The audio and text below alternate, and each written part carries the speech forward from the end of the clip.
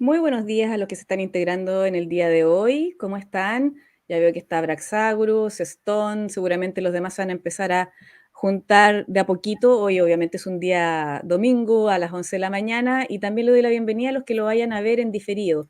El día de hoy tengo el honor y el agrado de conversar con un gran artista, un maestro de la pintura y del dibujo, que ha compartido sus conocimientos por muchos años con diferentes alumnos que han pasado por su academia, puliendo a través de su directriz los talentos de cada uno de ellos, enseñándole las técnicas tradicionales del óleo. Nacido en España, ha adoptado a Chile como su patria, a la que ama enormemente. Su espíritu aventurero lo ha llevado a viajar por diferentes lugares, incluso por un tiempo vivió en los Estados Unidos, pero finalmente se estableció en esta delgada y larga franja de tierra a la que lleva como buen chileno dentro del corazón. El día de hoy les presento a don Martín Soria. ¿Cómo está, don Martín? Muy bien, Viviana, muchas gracias por invitarme a tu programa. Como tú dices, es un momento del domingo, hay muchas cosas que hacer y yo agradezco a todos aquellos televidentes que nos están compartiendo con nosotros estos momentos. Sí, no, y además que, mire, no crea, de repente hay gente que le encanta ver directos en la mañana. Lo que pasa es que normalmente uno dice el día domingo es un día de descanso. Para mí no lo es a veces porque yo a veces tengo que trabajar, porque como trabajo con turno, entonces en el fondo para mí el domingo puede ser un lunes, así que no tengo ningún problema en ese sentido. Y le agradezco que usted se tome su tiempo. Yo sé que tiene muchas actividades, no solamente la pintura, usted pues nos va a comentar un poco también a qué otras cosas se dedica. Así que voy a partir con la pregunta que le hago siempre a mis invitados. Quiero saber, ¿quién es Martín Soria? Wow, difícil de explicar. Normalmente cuando te preguntan que quién eres, lo que respondes es yo soy Martín y soy un artista, dices la profesión. Pero yo no lo considero así. Pienso que yo soy un ser humano y como humano soy un ser libre, autónomo, responsable. Soy un ser también interesado por el bien común, participando también de ese bien común, interesado por el sentido común, por desarrollar ese tipo de ajustes en el raciocinio, en las razones justas de las cosas, y soy también un ser interesado en el ideal común humano, en ese ser que somos y que tanto nos cuesta descubrir, porque la ciencia se cuestiona el cómo, el dónde y el cuándo, pero es la filosofía la que se cuestiona el qué, por qué y para qué. Y ese saber qué soy, por qué estoy, para qué estoy, es algo complicado, es muy difícil de llegar a una respuesta así directa. Te podría decir que soy padre de 3 hijos, que llevo aquí en Chile 30 años disfrutando de esta maravilla de naturaleza, porque los recursos naturales del país son inmensos, Sí. y aprendiendo todos los días algo nuevo, enseñando también, dando clases online a alumnos que están interesados en los procedimientos técnicos de la pintura y del dibujo y de la escultura también. Y eso es lo que yo creo que soy. No sé qué más Pero, podría decirte. claro, es que la pregunta, todos me dicen, es muy filosófico eso, es como, ¿quién soy? ¿De dónde vengo? ¿Hacia dónde voy? Es como demasiado profundo, pero claro, como bien dice usted, es padre, es pintor, y hace muchos años que ya está acá en Chile. Y eso justamente le quería preguntar, porque usted de nacimiento es español, Sí, pero adoptó Chile como patria, pero usted también viajó por otros países. Me sí. gustaría que nos contara un poco de esas travesías que ha tenido hasta que llegó a esta delgada franja de tierra tan al sur del mundo. Bueno, como muchos españoles tenemos en el gene o en la sangre, tenemos a ese Don Quijote que nos obliga a salir a buscar aventuras. Y yo salí de la casa a los 14 años, cuando Wow. había que salir de la casa a los 14 años. Eso no es algo sorprendente porque en mi época la mayoría salíamos a los 14 años a Sí, trabajar, porque España estaba en una posguerra, en un momento donde las cosas estaban destruidas, no existía el bienestar que tenemos hoy en día. Y todo había que crearlo, todo había que realizarlo, todo había que hacerlo. Entonces, a los 14 años había que empezar a trabajar para pagarte los estudios si es que querías seguir estudiando. Y después de estudiar, pues tuve que hacer un montón, después de trabajar de 14 a 17 años, tuve que hacer también malabares para poderme mantener, porque no es mucho lo que te pagan cuando tienes 14 años. sí. Y yo tenía una Ducati, tenía una moto y para costear la gasolina de la moto tenía que hacer fotografías, revelar fotografías para una ¿A los tienda. 14 años tenía una moto? No, a los 15 por ahí ya me Ah, compré una Ducati pequeña, después me compré una más grande. Pero a los 17 ya tenía una Ducati 2,5. Y, y claro, y trabajando en esta pastelería fue muy curioso porque yo estaba con turnos que también te vuelven locos porque tienes que trabajar 8 horas una semana de 4 a 12 de la noche, la semana siguiente de 12 a 4 de madrugada, es decir, te van rompiendo el sueño y queda uno sí. peor que quedas después de fumarte un pito de marihuana. Y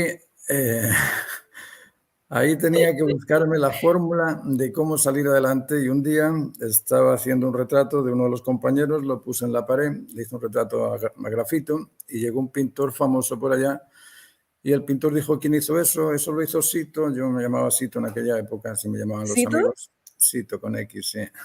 ¿Y por qué Y Cito? Disculpe que le interrumpa. mi nombre es Luis Martín Soria, Luisito, en España Luisito, pues Ah, quedaba el Sito por ahí. Luisito. Ya, Bueno, disculpe, y continúe. de ahí salió el Sito. Ya. Y este pintor me dice, ¿quieres venir conmigo a mi departamento y ver mis cosas? A lo mejor me puedes ayudar. Yo tenía ahí 17 años, 16, 17. Y me mete en un Mercedes-Benz 220, me acuerdo perfectamente, porque yo me sentía andando, de andar en moto todos los días, a meterte en un Mercedes enorme, pues para mí era un castillo aquel auto. Me lleva a su departamento y me muestra unos paisajes que tenía colgados en la pared en uno de los departamentos más caros de Madrid. Wow. Y le pregunté, ¿y esto tú vives de ello? Sí, yo hago una exposición al año y con eso mantienes el departamento y con eso mantienes el auto y con eso vives como vives. Sí, sí, yo normalmente vendo todo cuando hago estos paisajes. Yo miro los paisajes, dije, esos paisajes los hago yo, pero de carrera. En un mes me pinto yo estos paisajes y esto es facilísimo. Y ahí me surgió la gran idea de ir a buscar a alguien que me enseñara, porque sí, yo tenía facilidad para el dibujo, pero no tenía tecnicismos, no tenía el oficio. Claro. Y de ahí fui a una academia, se llamaba, bueno, Artaquio se llamaba la academia, y el dueño de esta academia, Rosendo Loriente, todavía me acuerdo de él, un tipo genial, espectacular, me ayudó muchísimo. Este señor me dijo, porque yo le dije, mira, vengo en el mes de julio, tengo plata para pagarte el mes de julio porque esta academia es muy cara y yo no tengo más dinero para pagar este, este programa. Así que, pero puedo estar en las vacaciones, las puedo aprovechar y hago el curso del mes de julio. Y bueno, yo empecé a dibujar, pues como tenía el hábito a trabajar 8 horas en la pastelería y las 8 horas de trabajo en la pastelería es trabajar todo el día sin moverte porque no hay descanso, no hay cigarrillos, no hay Claro. café, tienes que estar trabajando. Cuando me puso el tablero y me puse a dibujar la Venus de Milo, pues yo hice ¿cómo La decirte? El misma mismo disciplina. proceso, la misma disciplina que tenía para trabajar en la pastelería. Y estuve de 8 de la mañana hasta las 8 de la noche ahí pegadito al tablero y me terminé la Venus de Milo en un día y medio, creo que fue. Wow. Y este señor empezó a decir a la gente, mira cómo dibuja Sito, mira cómo dibuja Sito, y a mí me tenían como el modelito porque la mayoría de los niños que estaban allí era gente bien, gente que tenía plata e iban, no sé, pues a postular a la Escuela de Bellas Artes por hacer algo. Y claro, a mí me veían como algo extraño. Bueno, ese algo extraño pasó el mes, yo hice varias esculturas allá en Carboncillo y le dije, Rosendo, ya me tengo que ir porque no, pero ¿cómo te vas a ir? Tú tienes que seguir acá. Bueno, haciendo cuento corto, él me ayudó, gracias a él pude llegar a la escuela. Después de la escuela empecé bueno, me llamaron para el ejército. En el ejército estuve de controlador de vuelos en la FAMET, las Mm. Fuerzas Aeromóviles del Ejército de Tierra. Ahí me tocaron cosas difíciles, pero bueno. El caso que Eh, terminé mi lugar en el discul- ejército. disculpe, Mi lo tema, interrumpo. sí. Martín, disculpe, lo interrumpo. Pero en el ejército, ¿cuánto tiempo estuvo? Estuve 12 meses o 18 meses, no me acuerdo Ah, exactamente. perfecto. Pero sí fue como voluntario o obligatorio, eso No, típico no, de eso es los. obligatorio. En España, Ah, te estoy hablando de la época de Franco. Allí la chuta. libertad era una cosa que se admiraba, pero se veía en otras partes. A nosotros no llegaban ni los Beatles, ni los Rolling Stones, ni nada de eso hasta que no murió Franco. Chuta. Era un tema complicado. Y, y después de eso ya me puse a viajar y fui a Inglaterra. Y en Inglaterra pues fui también dando vueltas por muchos pueblos, vendía casa por casa los dibujos y las pinturas que hacía por la noche, porque eran pinturas rápidas.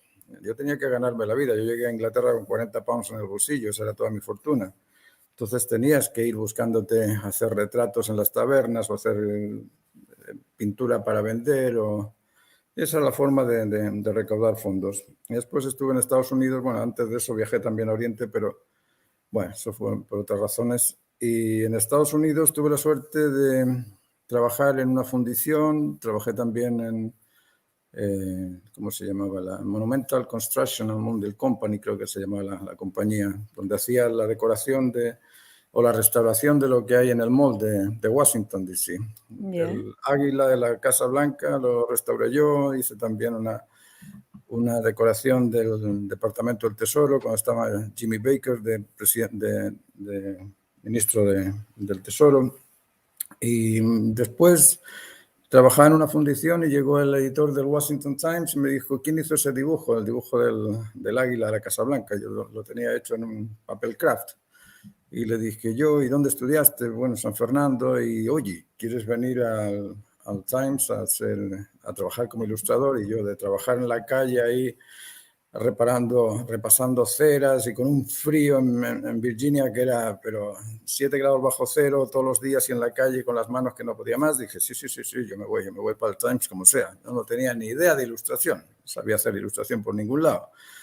Pero como soy un buen Quijote, dije, bueno, pues allá saldrán las formas de hacerlo.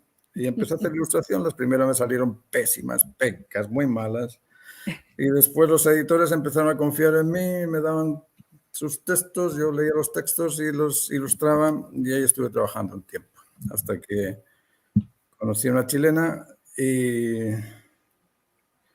ella fue a Estados Unidos a hacer un máster y vivimos un tiempo juntos, nos casamos y me trajo para acá. Así es que esa es mi corta historia de por qué estoy aquí.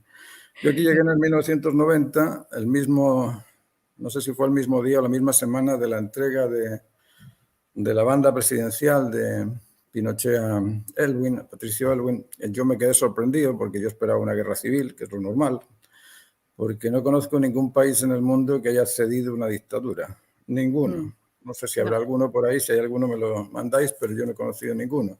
Entonces, que un dictador ceda así en paz y de buenas un país, pues me parecía algo así de película. Y en 1990 empecé sin saber qué hacer, porque imagínate qué es lo que hace un pintor que viene de fuera a un país que no conoce. Y ahí estuve haciendo ilustraciones con el Mercurio, con la Época, con distintos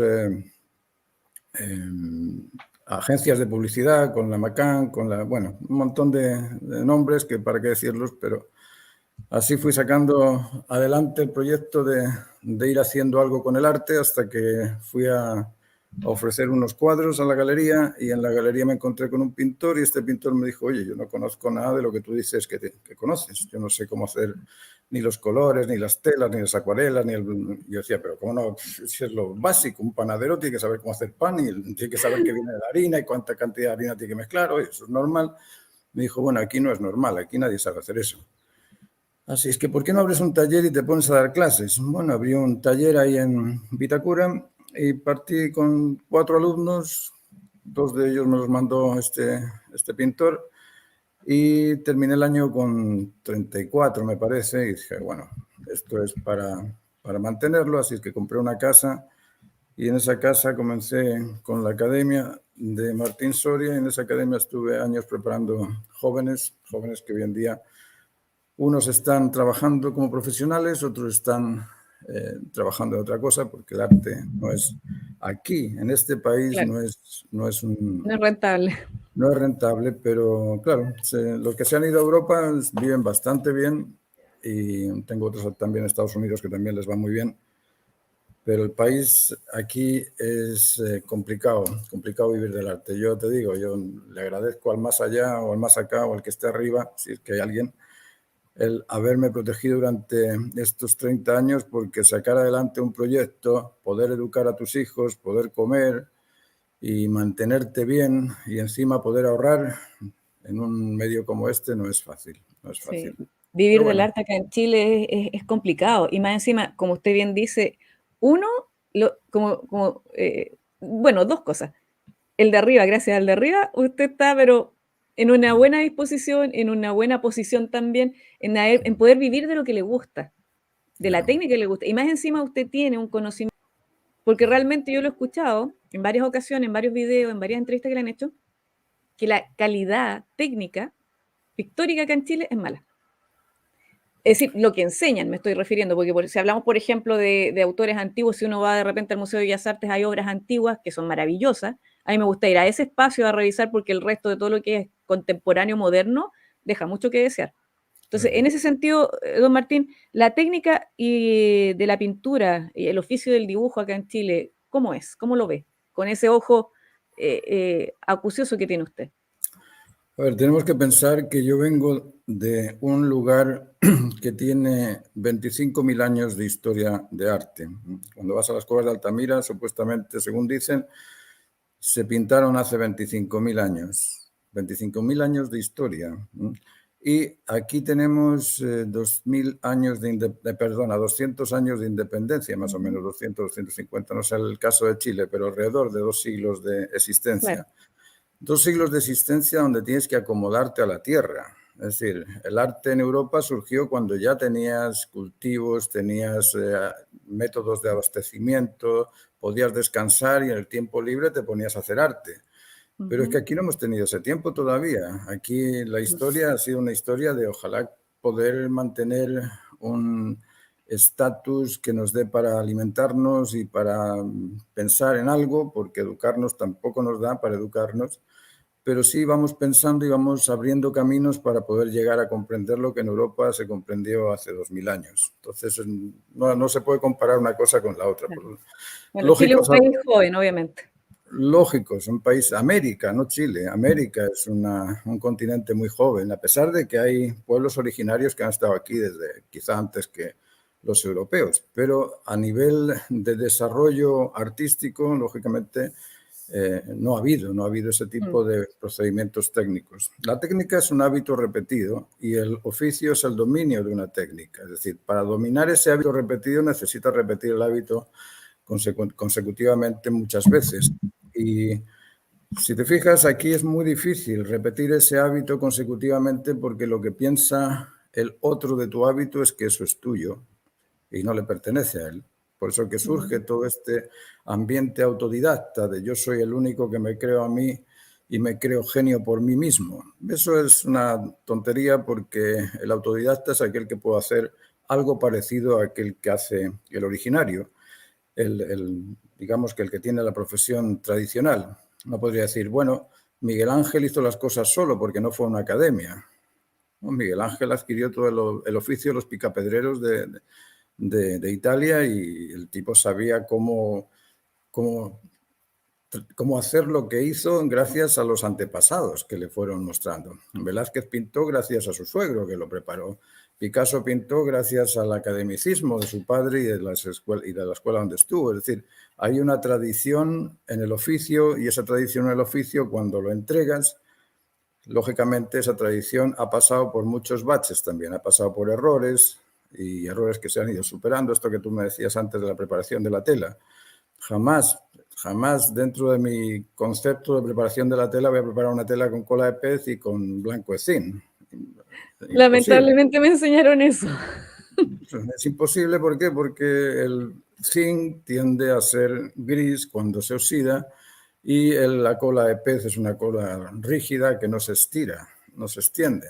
Pero, claro, si me lo preguntas a mí, lógicamente te voy a decir, no, eso lo tienes que hacer con blanco de titanio, o blanco de plomo, o tienes que hacerlo con un carbonato más blanco, tienes que hacerlo con la cola de conejo que es elástica, o tienes que hacerlo sobre un lienzo que sea belga o que sea un lino sólido. Pero claro, todos esos tecnicismos, ¿de dónde vienen? No vienen de mí, vienen de los 5.000 años de historia de la tradición artística de Europa. Entonces, lógicamente, claro, uno tiene más recursos que los que tiene aquel que está improvisando, porque aquel que está improvisando no sabe si eso se va a mantener o no se va a mantener 100 años más allá. Pero, mira, ese fue el hecho de por qué la academia o mi academia fue así creciendo tan rápido. Imagínate que pasamos de tener, no sé, 34 alumnos en el 97. Yo empecé la escuela en el 96. En el 97 teníamos y pasamos a tener 57 alumnos así de un momento a otro. Y venía gente de la universidad que estaban en la universidad, se daban cuenta de que aprendían más en 3 meses en mi academia que en la universidad. Ese tipo de cosas era como bien chocante. Y eran chocantes por eso, porque venía con un conocimiento bueno, que no existía en el mercado. Y hoy en día pasa lo mismo. Yo tengo una carga filosófica también muy densa. Para mí no solamente el tecnicismo y los procedimientos técnicos son importantes. Para mí es muy importante educar en las normas de comportamiento, en las normas de convencimiento, las normas de convivencia, es decir, desarrollar la mente del artista. Porque la gente piensa que el artista es aquel que coge un pincel, hace una cosa por ahí que le llaman cuadro y te lo pone en la pared y lo justifica con palabras. Pero Claro. es distinto compararlo, justificarlo con palabras a justificarlo con un postulado filosófico, con un libro, con un ensayo, con una película, con un algo que tenga un poco más de densidad. Allí en Europa las exposiciones normalmente se hacían con un grupo de cámara que te iba y te tocaba un tema Hermoso. clásico o te iba un poeta y te leía unos cuantos poemas antes de hacer la exposición o, no sé, ligabas aspectos culturales unos con otros para poder indicar a los demás que hay algo más que el mero tecnicismo artístico, sino que hay una visión ideológica y por lo demás los artistas han sido los que han motivado las grandes ideologías. Uno diría, bueno, ¿y de dónde salió el cristianismo? Del arte. Pero si no hubiese, imagínate que no hubiese habido imágenes en el cristianismo. Mm, Sería dificilísimo convencer a la gente.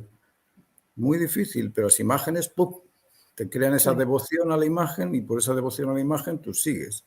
claro. Esto es igual que si no hubiese carteles políticos. ¿Cómo vamos a conocer a los políticos si no hay carteles políticos? Los carteles políticos son los que te acercan a los políticos.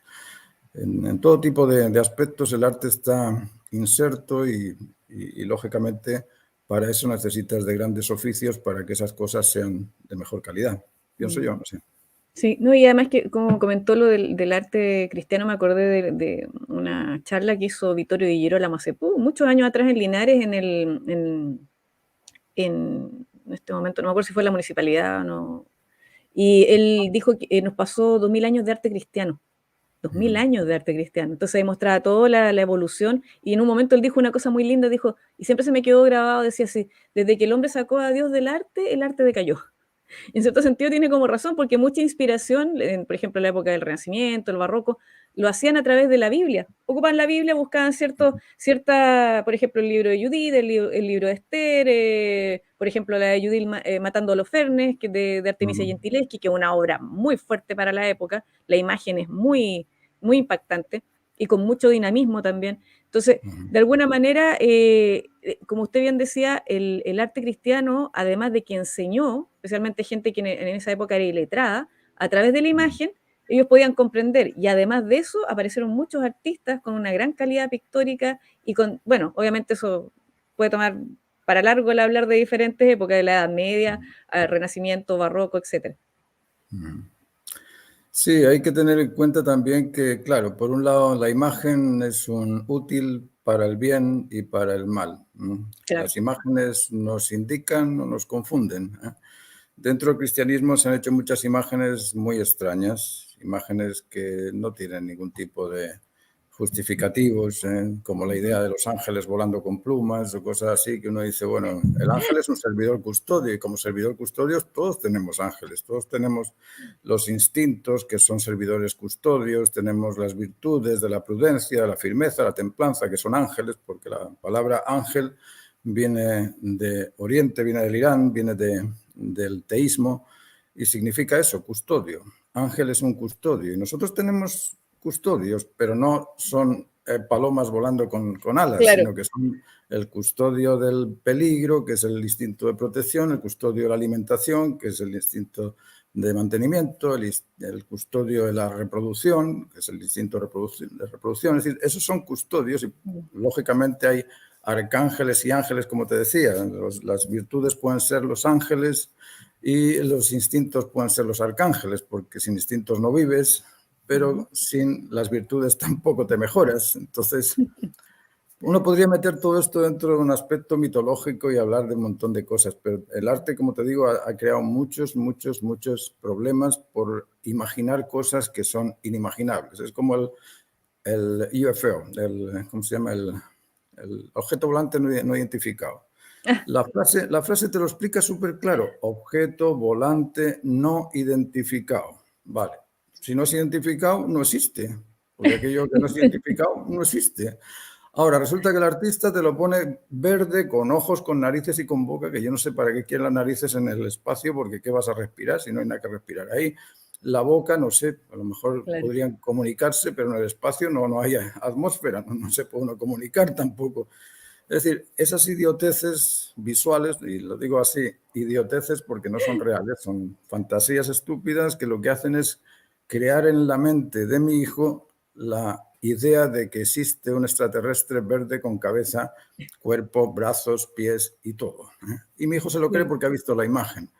Eso Claro. en el aspecto de los ovnis, pero en el aspecto de la religión pasa lo mismo. Resulta que Jesús tiene pelo largo, pelo rubio, ojos azules, barba muy bien depilada, muy bien hecha. No sé quién era el barbero que andaba por allá con él.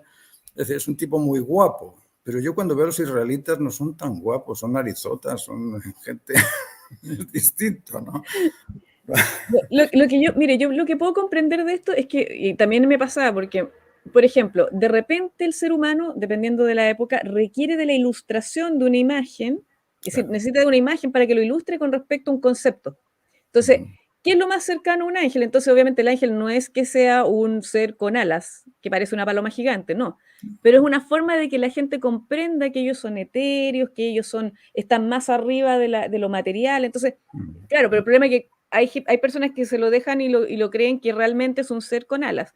Y eso puede llevar a confusiones, obviamente. Claro. Pero, por ejemplo, eh, en épocas donde la gente no leía, el analfabetismo era grande, estaban los vitrales, te mostraban los diferentes, por ejemplo, en las mismas iglesias, si se fija, aparece todo el recorrido así de las diferentes estaciones de Jesús cuando él iba con la cruz, especialmente para Semana Santa, y lo van ilustrando con imágenes, porque como no toda la gente sabía leer, obviamente la imagen de alguna manera la ilustraba. Se entiende que eso era un método, que de repente, claro, se vuelve demasiado, ¿cómo se podría decir? Estoy tratando de encontrar la palabra, fantasioso.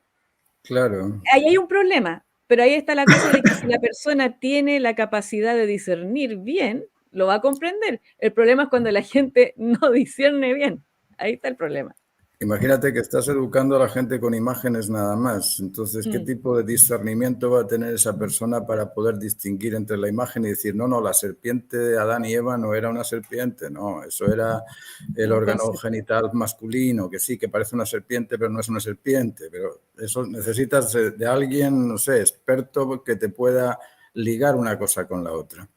Pero, como sabes, desde Constantino hasta el siglo XIII o XIV, la gente en Europa no bueno, leía, no estudiaba, era un tipo de feudalismo donde el líder o el jefe o el que estaba en el castillo vivía bien gracias a los campesinos, y si no me gustaba el campesino lo echaba, lo expulsaba, pero ese campesino no tenía ni idea de lo que era religión, ni de lo que era las escrituras, ni nada de nada. Entonces, claro, era muy difícil para ellos adquirir conocimiento de lo natural, porque la religión es religar al hombre con su naturaleza. Eso es el tema de la religión, el tema fundamental, religar al hombre con su propia integridad humana. Y para eso necesita reconocer cuál es la naturaleza humana.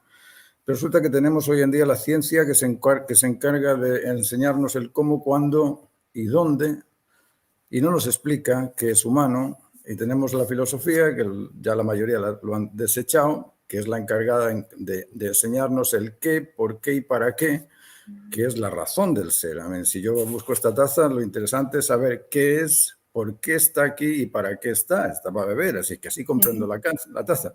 Pero cuando la ciencia me dice el cómo se hizo la taza, con tierra. ¿Cuándo se hizo? Hace 15 años. ¿Y dónde se hizo? En Madrid. Eso no me ayuda para tomarme mi café. ¿Entiendes? Luego la ciencia La religión y la filosofía deben engranarse porque somos seres emocionales, intelectuales y conductuales, somos seres trinitarios. Y esa trinidad a nivel también social, a nivel educativo, debería coexistir. Hasta que la ciencia, la religión y la filosofía no se integren, no vamos a tener nunca la comprensión del ser humano. Fíjate que la ciencia, por ejemplo, te explica cosas con un postulado epistemológico. Cualquier cosa, cualquier deducción que un científico te dice, cuando el científico te dice, esto mide 15 centímetros de alto por 7 de ancho, está dándote a conocer conocimiento. ¿Y qué es conocimiento? Un postulado epistemológico, y la epistemología es un postulado filosófico. Entonces, ¿por qué el científico desecha la filosofía? ¿Y por qué el filósofo desecha la ciencia? Si el filósofo, al explicar el qué es, tiene también que justificarlo con razones que son demostrativas, y la ciencia se encarga de la demostración también. Es decir, ese tipo de trinidad distorsionada que existe hoy en día, hasta que no se arregle, va a ser muy difícil de que el ser humano pueda encontrar la verdadera filosofía, encontrar la verdadera religión, encontrar la verdadera ciencia, porque una no puede existir sin la otra. ¿Podría existir un ser humano solamente trabajador? Sin sentido, sin sentir. Sin sentir no puede, sin sentido tampoco, y sin trabajar tampoco puede existir. La emoción, el intelecto y la voluntad están integradas, están interconectadas, son simbióticas, no se pueden separar la una de la otra. A mí cuando me dicen, es que tú eres muy intelectual. Ah, claro, con el intelecto fabrico las paellas que hago, ¿verdad? Me pongo a pensar y salen las paellas, ¿no? Para hacer las paellas necesitas voluntad. Incluso para ser intelectual necesitas de la voluntad. Y esa voluntad opera en pro de la expectación a disfrutar de un bien. Y esa expectación a disfrutar de un bien proviene de una sensación. Es decir, la emoción, el intelecto y la voluntad no puedes desligarlas, no puedes separarlas. Esas son cosas que ocurren y que, como te digo, muchas veces se distorsionan y pensamos, no, la religión ya no sirve porque hubo un pederastra por ahí, entonces desecho la religión. Pero bueno, si tú te tienes que conectar también, ¿no? Tú tienes también que ser conectivo, ¿eh? ¿Por qué? Porque el religarte con tu propia autonomía, con tu propia integridad, con tu propia naturaleza humana, depende del religarte, depende de la religión. Ahora, que no te gusten las religiones por lo que han hecho, por lo que han deshecho, por lo que aportan o por lo que no aportan, bueno, ya eso ya es un tema particular de cada uno. Pero una cosa es que a mí no me guste fulanito y otra cosa es tener que eliminar a fulanito. No sé. ¿Sabe que algo que está diciendo ahí que me parece bien interesante es que en el fondo somos seres integrales, si se puede decir así, y requerimos de esos 3 puntos importantes que usted mencionó? Y como bien mencionó también, yo se lo he conversado con otros invitados, pero la infiltración, tanto de cierto tipo de ideología, se ha metido en la iglesia, se ha metido en la filosofía y se ha metido en la educación. Entonces, de alguna manera, nos quieren fragmentados quizá, para que seamos más maleables, más fáciles de manipular, y gente que obviamente esté ideologizada. De esa manera, obviamente, las personas no en algún momento van a decir, no, la religión no sirve por esto, esto, otro, porque ya, como usted bien dijo, hubo casos de pedofilia, ya, ok, pero eso puede ocurrir en cualquier parte. Un pedófilo Obvio, no solamente está en la iglesia. Entonces, porque obvio. algunos se lo olvida, podrían existir de repente pastores, o podrían ser políticos, o podrían ser abogados. Eso es algo, y un porcentaje mínimo de la población. Entonces, Obvio. tú no puedes meter en un mismo saco a toda una institución por ciertos casos. Eso yo siempre lo he dicho. Y digo, y el que comete un delito tiene que ir a la cárcel, sea quien sea. Eso es lo importante. Y en ese caso, por ejemplo, volviendo a ese punto, ¿cree que nos quieren fragmentados? ¿Cree que nos quieren así con toda la información manipulada para que no puedas pensar por ti mismo ni sentir por ti mismo? Mira, una cosa es qué es lo que el otro quiere de ti y otra cosa es qué es lo que tú quieres de ti. Lo importante es el buscarse a sí mismo. Yo muchas veces pienso en Adán y Eva, y no es que crea en ese señor que se llama Adán, que estaba hablando con Eva así, con el mismo lenguaje que usamos. No, no, estoy hablando del primer ser humano. El primer ser humano, sea quien fuere, aquel que se dijo, uy, soy consciente de que tengo dominio sobre los instintos, basta. Eso ya te hace ser distinto al resto de las especies, porque el resto de las especies no dominan los instintos. Nosotros podemos ayunar, podemos ser célibes, controlamos el instinto de protección, podemos controlar el miedo, podemos controlar un montón de aspectos que los animales no pueden controlar. Luego, Exacto. ese primer ser que por lo demás era el más rico del mundo, a mí cuando me dicen que Bill Gates es el hombre más rico del mundo, yo no, el primer humano tenía el cosmos entero. O sea, mucho más rico que Bill Gates. Ese ser por sí solo, no tenía padre, no tenía madre. Nosotros cuando nacemos en un ambiente de 7 personas. Nos guste o no, nosotros estamos vinculados con los abuelos, que son 4, con los padres, que son 2, y nosotros, 1, pues somos 7. Es decir, nosotros nacemos en un aspecto social. Pero este primer ser no tuvo esa suerte. Este primer ser salió solo, quizá con una gemela, con una hermana gemela, y estaban ahí los dos solitos y ellos eran los responsables de buscar cuál es su propia identidad. Es decir, nosotros ahora abogamos a ver qué dijo Platón, qué dijo Sócrates, qué dijo el filósofo Kant, qué dijo el otro. No, en aquel momento este hombre no tenía nadie que le echase una mano, no tenía profesores, no tenía maestros, no tenía compañeros, no tenía nadie. Tenía que descubrir qué soy, él solo. Bueno, porque si tiene que cumplir alguna misión como ser humano, y el humano está ahí por algo. Si nos fijamos, el ser humano es el único responsable de la ecología y de la biología general. Es decir, cualquiera de nosotros tiene el potencial de ser presidente de las naciones, si quisiéramos ser. Cualquiera. Si hoy en día es presidente de cualquier cosa, bueno, lo tenemos todos dentro. Ese primer ser, tenía que reconocerse capaz de desarrollar su sensibilidad, su intelectualidad, su voluntad y de controlar también la prudencia, la firmeza y la templanza. A mí me hace mucha, ¿cómo decirte? Me sorprende cuando me dicen las madres, padres que traen a los niños: yo quiero que eduques a mi hijo, yo quiero que le enseñes muy bien. Enséñale todo, comprar, dime cuántos libros tengo que comprar. Yo le digo: libros ninguno. ¿De qué me sirve que le compres libro a un imprudente? ¿De qué me sirve que le compres libros a un cobarde, a un inoperante, a un ineficiente, a un destemplado? ¿Qué hace un destemplado que se levanta, que se sienta, que se levanta, que se sienta? ¿Cómo puede concentrarse en estudiar ese libro? ¿De qué me sirve el libro si no tengo la virtud en ese ser? Luego, tú como padre, tú como madre, enséñale esas virtudes de ser prudente, es decir, de pensar en las consecuencias de aquellas opciones que va a tomar. Antes de tomar la alternativa, que piense en la consecuencia de esa alternativa y así va a ser prudente. Enséñale a ser cíclico, a que empiece y termine, que cuando se levanta, que haga la cama, cuando llega al baño, que deje la cuestión en su sitio, que cuando va a comer, que lave los platos, que sea cíclico, que termine aquello que empieza, y de esa forma desarrolla su firmeza. Y a ser templado, ponle situaciones difíciles, que se temple, que no sea un incontinente emocional. ¿Por qué? Porque la incontinencia emocional impide el poder dialogar con la gente, el poder llegar a razonar, y ese control de las virtudes es previo a la educación. Después de que ya soy firme, templado y prudente, yo puedo ir a la escuela porque ya sé cómo concentrarme, sé cómo controlarme, y ese autocontrol me permite orientarme y ser médico. Ahora estoy viendo la serie La Niña, que es una niña que sale de la selva y resulta que empieza a estudiar medicina, y todavía no termino la serie, así que debe de terminar médica, pero él es un patrón de conducta tremendo, porque yo escucho mucho a gente que me dice: es que yo no tengo posibilidades, es que yo no tengo oportunidades. Cuando me dicen eso digo: qué raro. Yo cuando llegué a Londres llegué con 40 pounds en el bolsillo. Para ponerlo en términos chilenos, 40 lucas. 40 lucas en el bolsillo me daban para comer un día nomás. Y me puse en una esquina a hacer un retrato de un señor que me lo espetó por la cara. Me dijo: esto no se parece a mí, y me lo tiró. Imagínate con qué ánimo estaba yo ahí trabajando. Llegó un viejito, el viejito se puso ahí, le hizo un retrato, y como tenía la gorra que le tapaba media cara y la barba que le tapaba la otra media, solamente hacía un par de ojos, me salieron perfectos. El tipo me compró el retrato, y de esa forma sales adelante. Yo le digo a mis hijos: ¿cómo es que no hay posibilidades o oportunidades? Aquí la gente tiene patio y tiene jardín.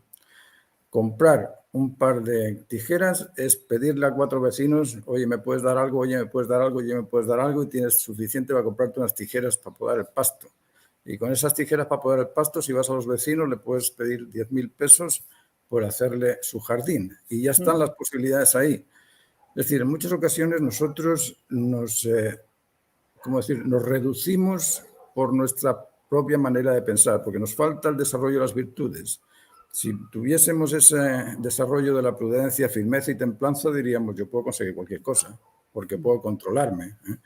Y cuando llegue el cliente y me eche el perro a ladrar, pues yo sé que puedo ir después, cuando no tenga el perro, y decirle, oye, ¿te puedo cortar el pasto ahora? Y de esa forma emprender una tarea que te puede sacar adelante.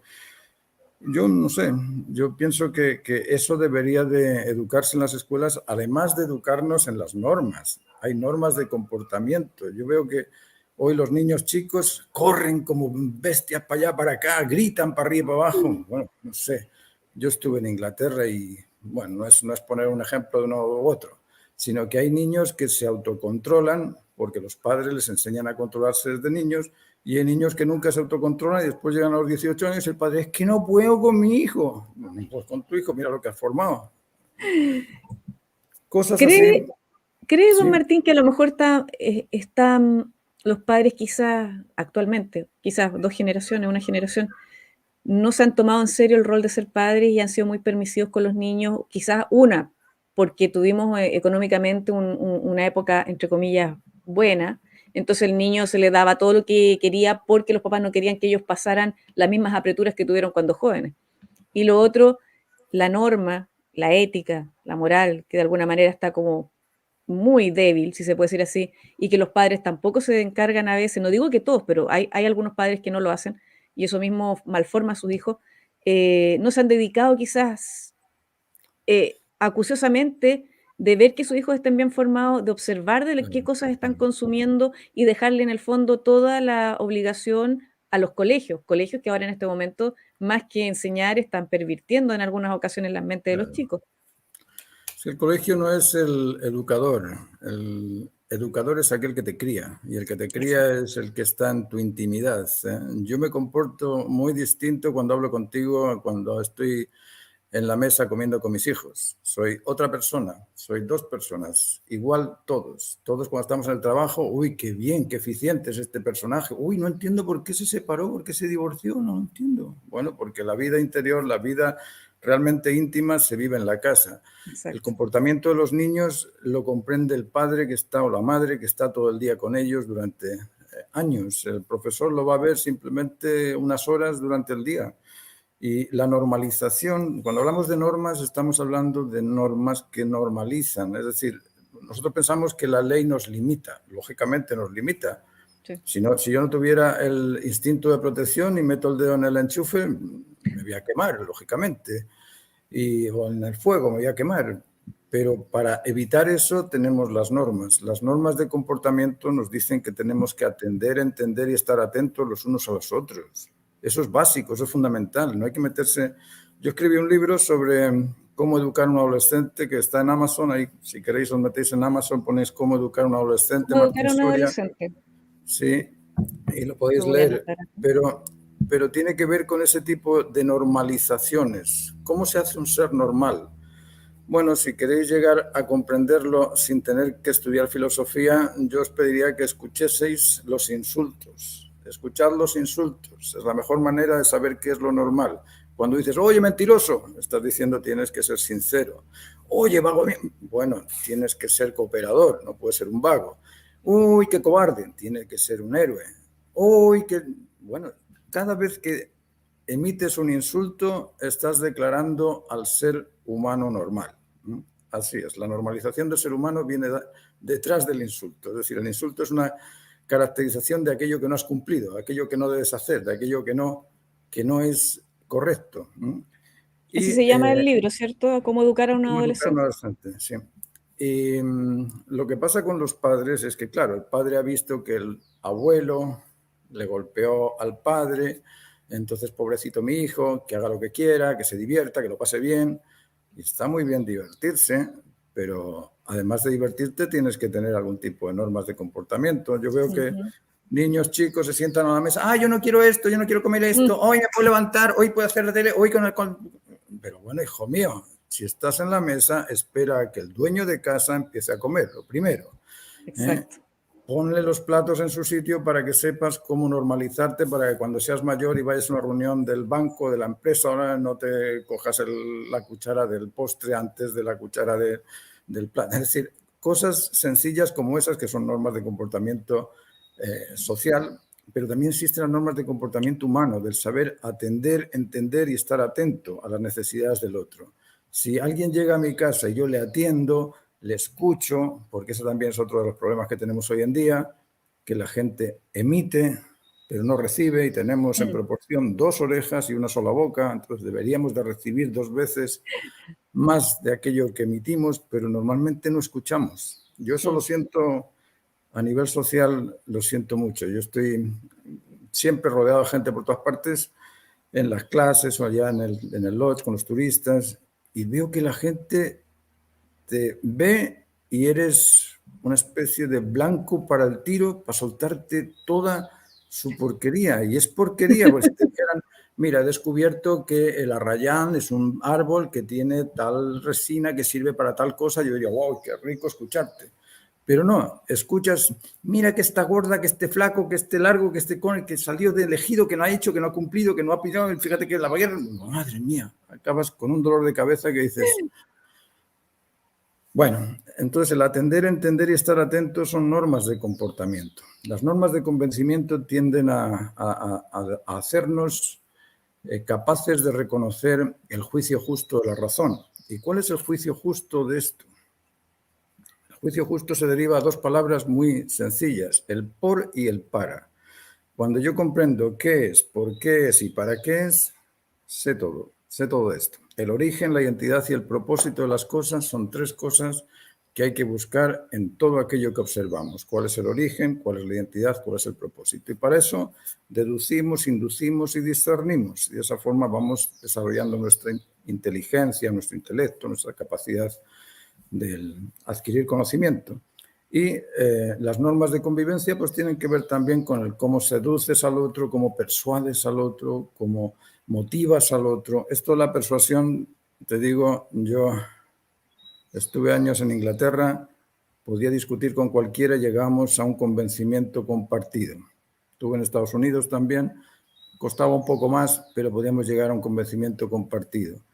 Aquí las relaciones son de vidrios o de flanes, no sé si llamarle de flanes o de vidrios, pero tocas el vidrio y se te rompe, tocas el flan y se te rompe.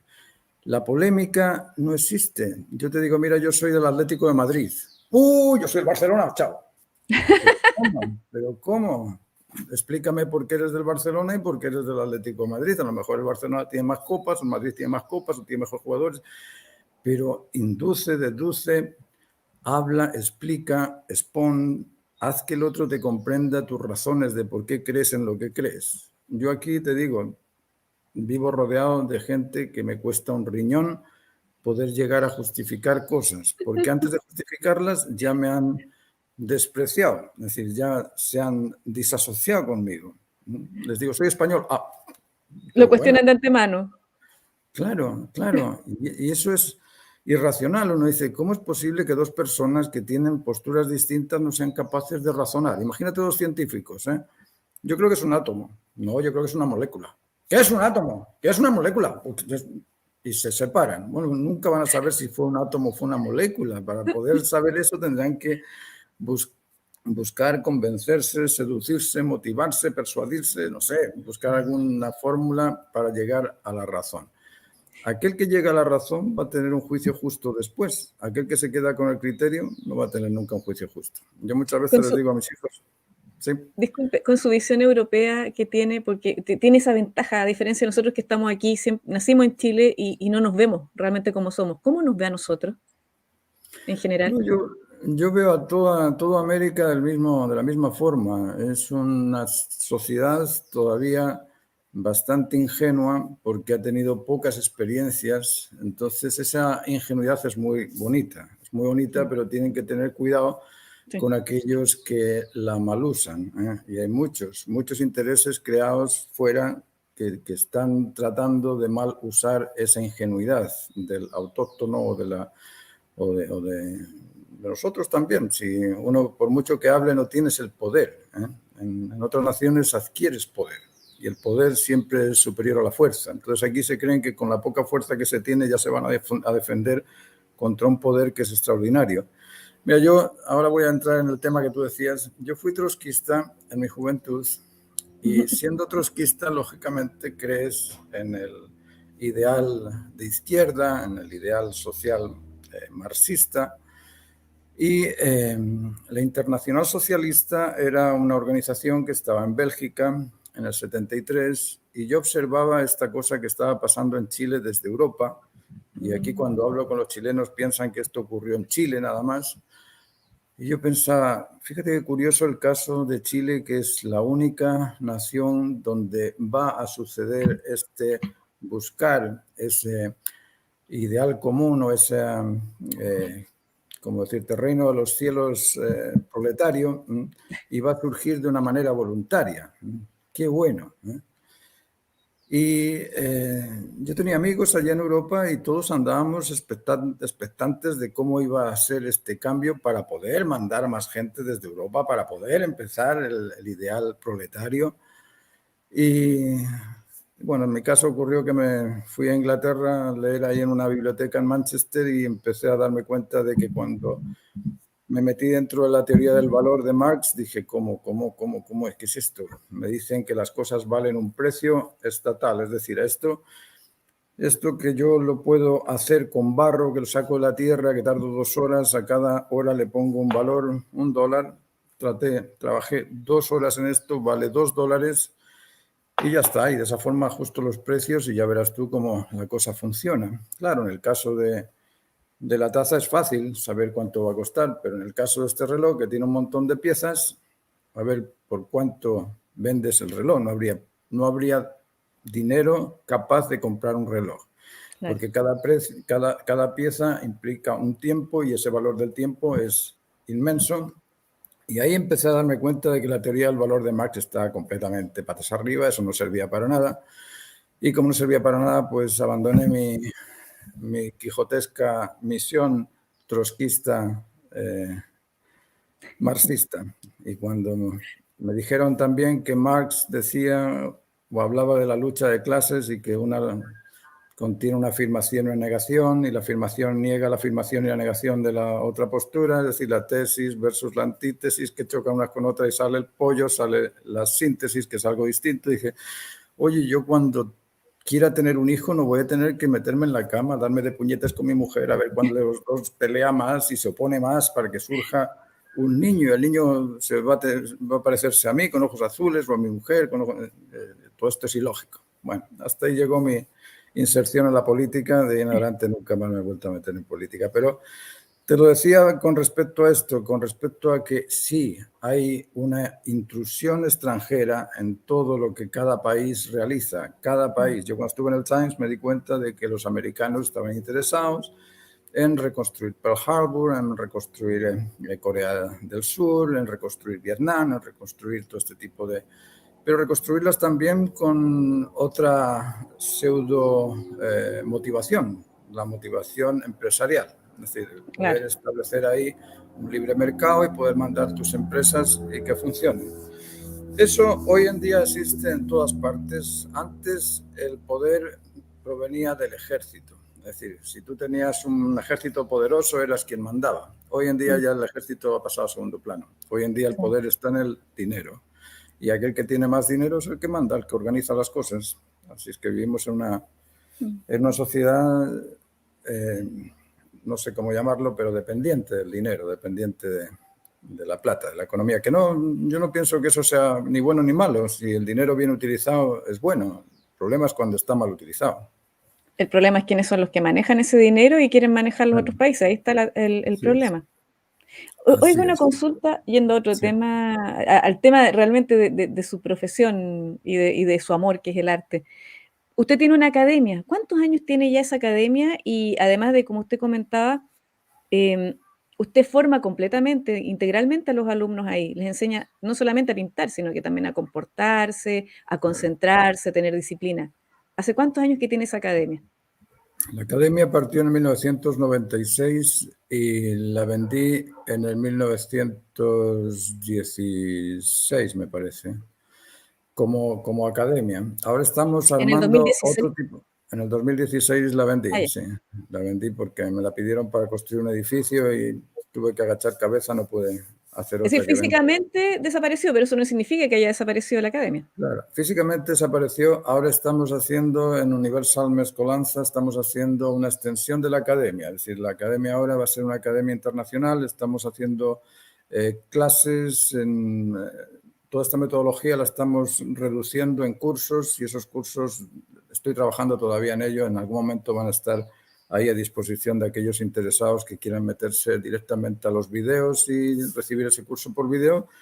Y por otro lado estoy haciendo las clases particulares que las hago en grupo o personalizadas y es un curso de 24 clases. En esas 24 clases explico los procedimientos técnicos y un poco la metodología también espiritual, por llamarla de alguna manera, o filosófica, como quiera llamarlo. La metodología más de desarrollo de las virtudes, porque el artista es un virtuoso, nos guste o no, lo que apreciamos del artista es la virtud.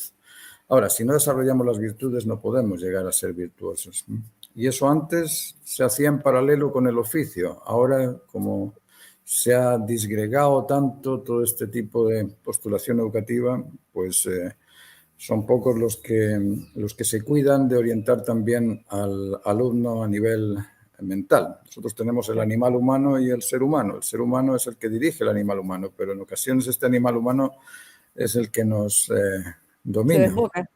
Claro, Se desboca de repente, perdemos el control. claro. Y en eso Es, estamos. disculpe, esta, si no me equivoco, es la página suya, que es justamente Academia Martín Soria, que está en Sí, YouTube. eso está en YouTube. Ahí lo pueden buscar y Sí. suscribirse. Ahí hay un canal y en ese canal yo he puesto ahí un montón de aspectos parciales porque no puedes poner una cosa sincronizada, sino que son pequeños videos de aspectos que sí, que uno los puede ver y darse cuenta de por dónde va la orientación del taller o de la academia.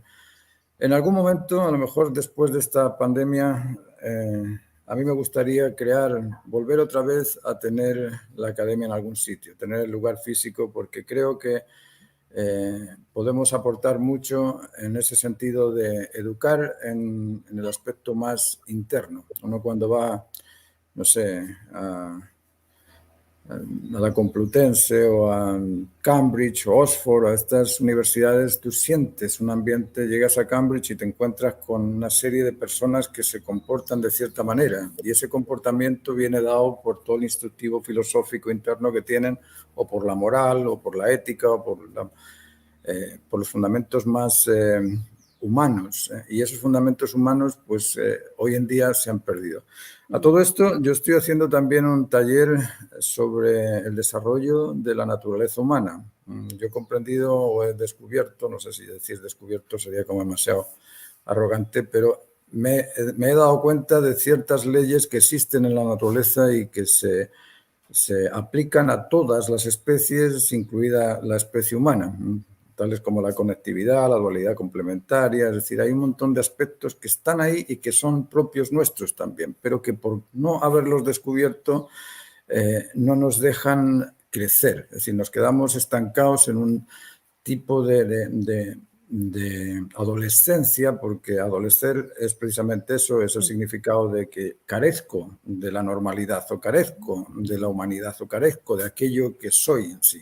Eso es ser adolescente. Carezco del amor, carezco de la verdad, carezco de la bondad y como carezco de ello porque no sé lo que es, sigo siendo adolescente independientemente de que haya cumplido 70 años. Entonces, estas normas de la naturaleza las explico y hay varios alumnos también que están siguiendo este tipo de enseñanza que no tiene nada que ver con el arte. Estos son aspectos filosóficos del ser humano. Yo también creo ¿Dónde una fundación, dicta, dónde dicta esos cursos, Martín? Fundación CEUN se llama, pero ahora los dicto aquí, justo en este taller, por online. Los Ya. alumnos me conectan por el WhatsApp y quedamos a una hora, esas horas son flexibles y son clases de 45 minutos y ahí es un curso también de 24 clases, son justo las 2 docenas de clases para informar sobre lo que son los fundamentos esenciales de la naturaleza humana. Después cada uno tiene que desarrollarlos, pero al menos comprender los fundamentos esenciales porque eso es lo que nos normaliza. Y es muy interesante ese tipo de orientación también, para aquellos que no quieran hacer pintura, pero que sí quieran desarrollar la prudencia, la firmeza, la templanza. Todas estas cosas que uno las dice tienen su metodología de desarrollo. No son cosas así, palabras en el aire. No, si quieres desarrollar la firmeza, tú tienes que ser siempre cíclico, tienes que habituarte a terminar aquello que empiezas. Si quieres ser templado, tienes que meterte en situaciones complejas, situaciones difíciles, de enfrentarte a personas totalmente distintas a ti para poder templarte. Templarte no es nada más que controlar esa incontinencia emocional. La incontinencia emocional es una especie de diablillo que nos impide llegar a conocer o a comprender muchas veces le digo a los alumnos, mira, tú tienes una diferencia con Pepe, pero Pepe tiene una biblioteca andante completamente distinta a la tuya. Pepe sabe un montón de cosas que tú no sabes y lo está rechazando simplemente porque sois distintos en que a él le gusta el café con leche y a ti te gusta el café solo, por ponerte un ejemplo. A veces por una discordia rechazamos completamente a la persona y nos olvidamos que esa persona nos puede salvar la vida en caso de urgencia. Entonces, todo ese tipo de cosas tienen su metodología de desarrollo y en eso estamos. En eso estoy todos los días dando clases. Si alguien se interesa, por ejemplo, en sus cursos, ¿dónde lo puede ubicar? ¿A través de Instagram? ¿A través de su página en YouTube del canal? YouTube, a ¿O, través del sí? canal de Sí, YouTube, sí. perfecto. O Por si, que me manden un WhatsApp. Ahí podemos decir, no sé si se puede decir el teléfono, si se puede decir, te lo no, digo. después no, porque estoy en directo, puede verlo cualquiera, así que eso mejor que se comuniquen con usted, después Vale, ese teléfono podría pasar a malas manos, así que mejor que perfecto. no se exponga. Vale, No, pero lo que sí yo voy a poner después debajo del video, en la parte de los comentarios, el canal, sí. y si quiere le puedo poner también el Instagram, entonces sí para que la gente si se quiere comunicar y tomar los cursos, porque es bastante interesante, estuve viendo los contenidos del curso de pintura, de dibujo y pintura, y Sí. es bastante completo. Mira, es muy fácil conectarse conmigo porque basta que pongan Martín Soria pintor, porque hay otro Martín Soria que es político y claro, Sí, a mí me ha salido de repente. Mira, acá claro, Stone dice, no, no diga el teléfono. Nunca, eso pero es, eso, lo van a, eso. lo van Excepto a que sea un encontrar teléfono fácilmente. fijo, que sea de la academia, eso es diferente, pero el personal, nunca, Sí, sí. nunca. No, Oiga, yo creo que si hay gente que esté interesada en ello, que vean los vídeos antes de preguntar, porque en esos vídeos también hay cierta tendencia, hay gente que le guste y gente que no le guste. Yo no estoy claro, aquí, no sé, va a haber gente que le acomode ese tipo de procedimientos técnicos y va a haber gente que va a querer seguir haciendo lo que hace y no hay ningún problema con eso. Cada uno tiene su propio desarrollo. pero justo acá está preguntando Mestizo, que parece que llegó tarde, dice, ¿cómo se llama el canal de YouTube? Aquí abajito lo puse, si lo estás viendo, Martinsoria.es, eso es. Academia Martín Soria. Lo buscas en YouTube, vas a encontrar información muy, muy valiosa e interesante. Lo otro que le quería preguntar, don Martín, Sí. ¿usted ve acá en Chile, porque yo sé que ha tenido algunos alumnos que son destacados, como el caso de Luis Poblete, conocido como Zángano, y también Gustavo Vega, ¿ve que hay talento y habilidades en este país? Eso es lo que más me hace sufrir. Porque Sufro. sufre. Sufro porque hay mucho talento, hay mucha gente con muchísimas cualidades, con virtudes, con habilidades, con una serie de... Yo cuando formé la academia estaba asombrado de que en un año llegasen 75 personas a estudiar arte y 75 personas que dibujaban muy bien. El tema no es ¿cómo decirte? El talento en sí. El talento es la suma de experiencias, conocimiento y actitud que tiene uno. Eso es el talento. Es una suma de emoción, intelecto y voluntad. Es decir, no es solamente la habilidad de hacer, sino que tienes que tener también.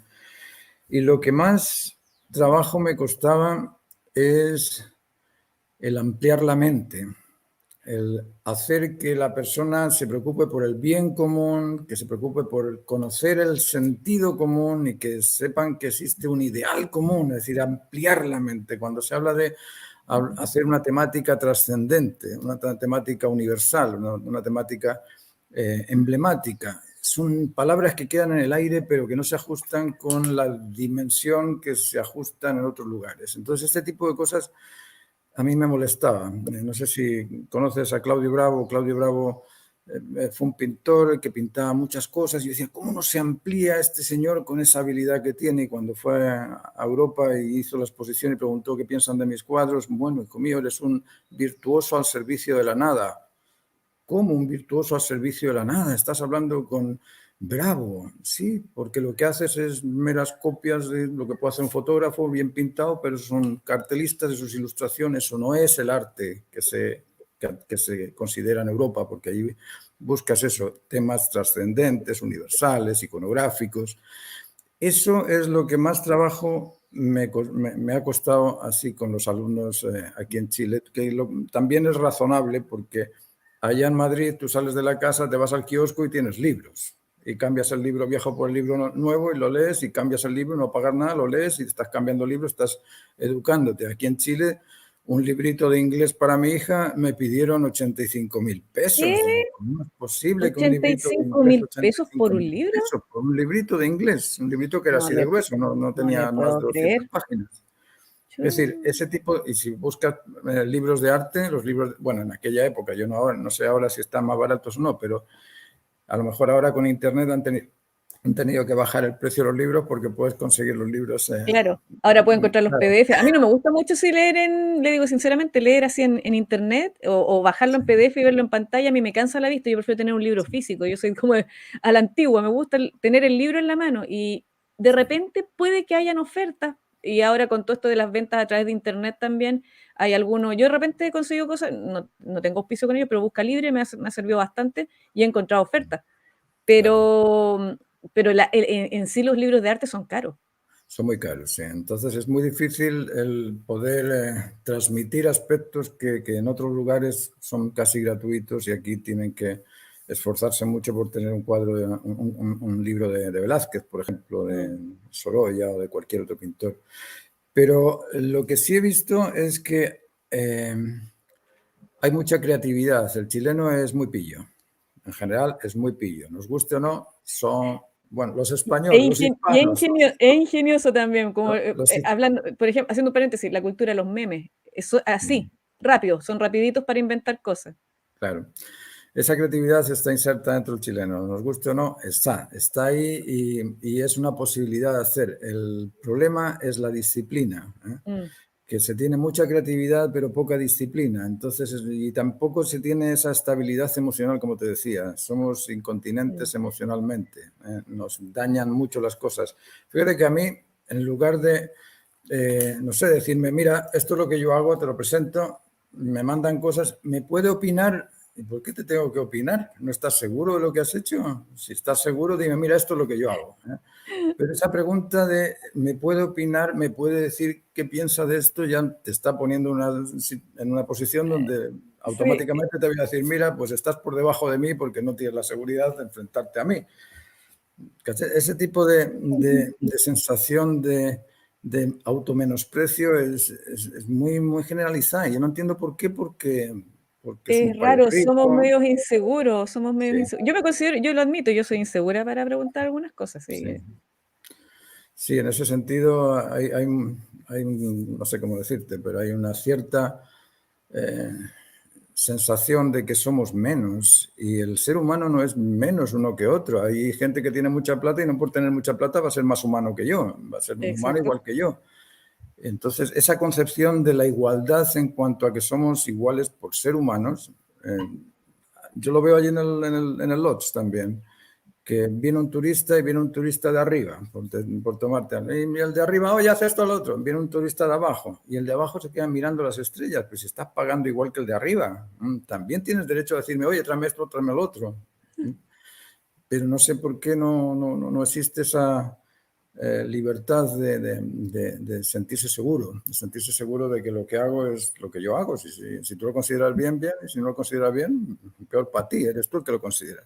Yo cuando era joven le tenía miedo al ridículo y a los 17 años me dice un compañero, me dice, tú no puedes ser tan cohibido, tan así, sal a la calle y ponte en pelotas ahí.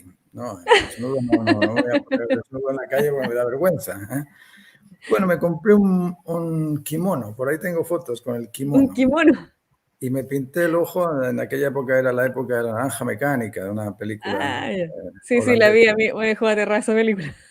Claro, y yo me pintaba una flecha así indicando el cerebro. Iba por la calle y claro, la gente me señalaba, mira, jaja, y además tenía pelo largo, así que era una cosa rarísima andar por la calle con un kimono y con la cara pintada en aquel, te estoy hablando de 1974, 75, todavía no había Wow. muerto Franco, todavía no había muerto Franco, es decir, aquello era una Era cosa extraño ver rara, eso. era extraño. Claro, y este muchacho me decía, ¿sabes quién padece el ridículo? El ridículo lo padece aquel que te está viendo y que le produce vergüenza, porque tú no tienes vergüenza, tú vas sin vergüenza con tu traje y ya está, pero el que se ríe de ti, él es el que tiene el problema.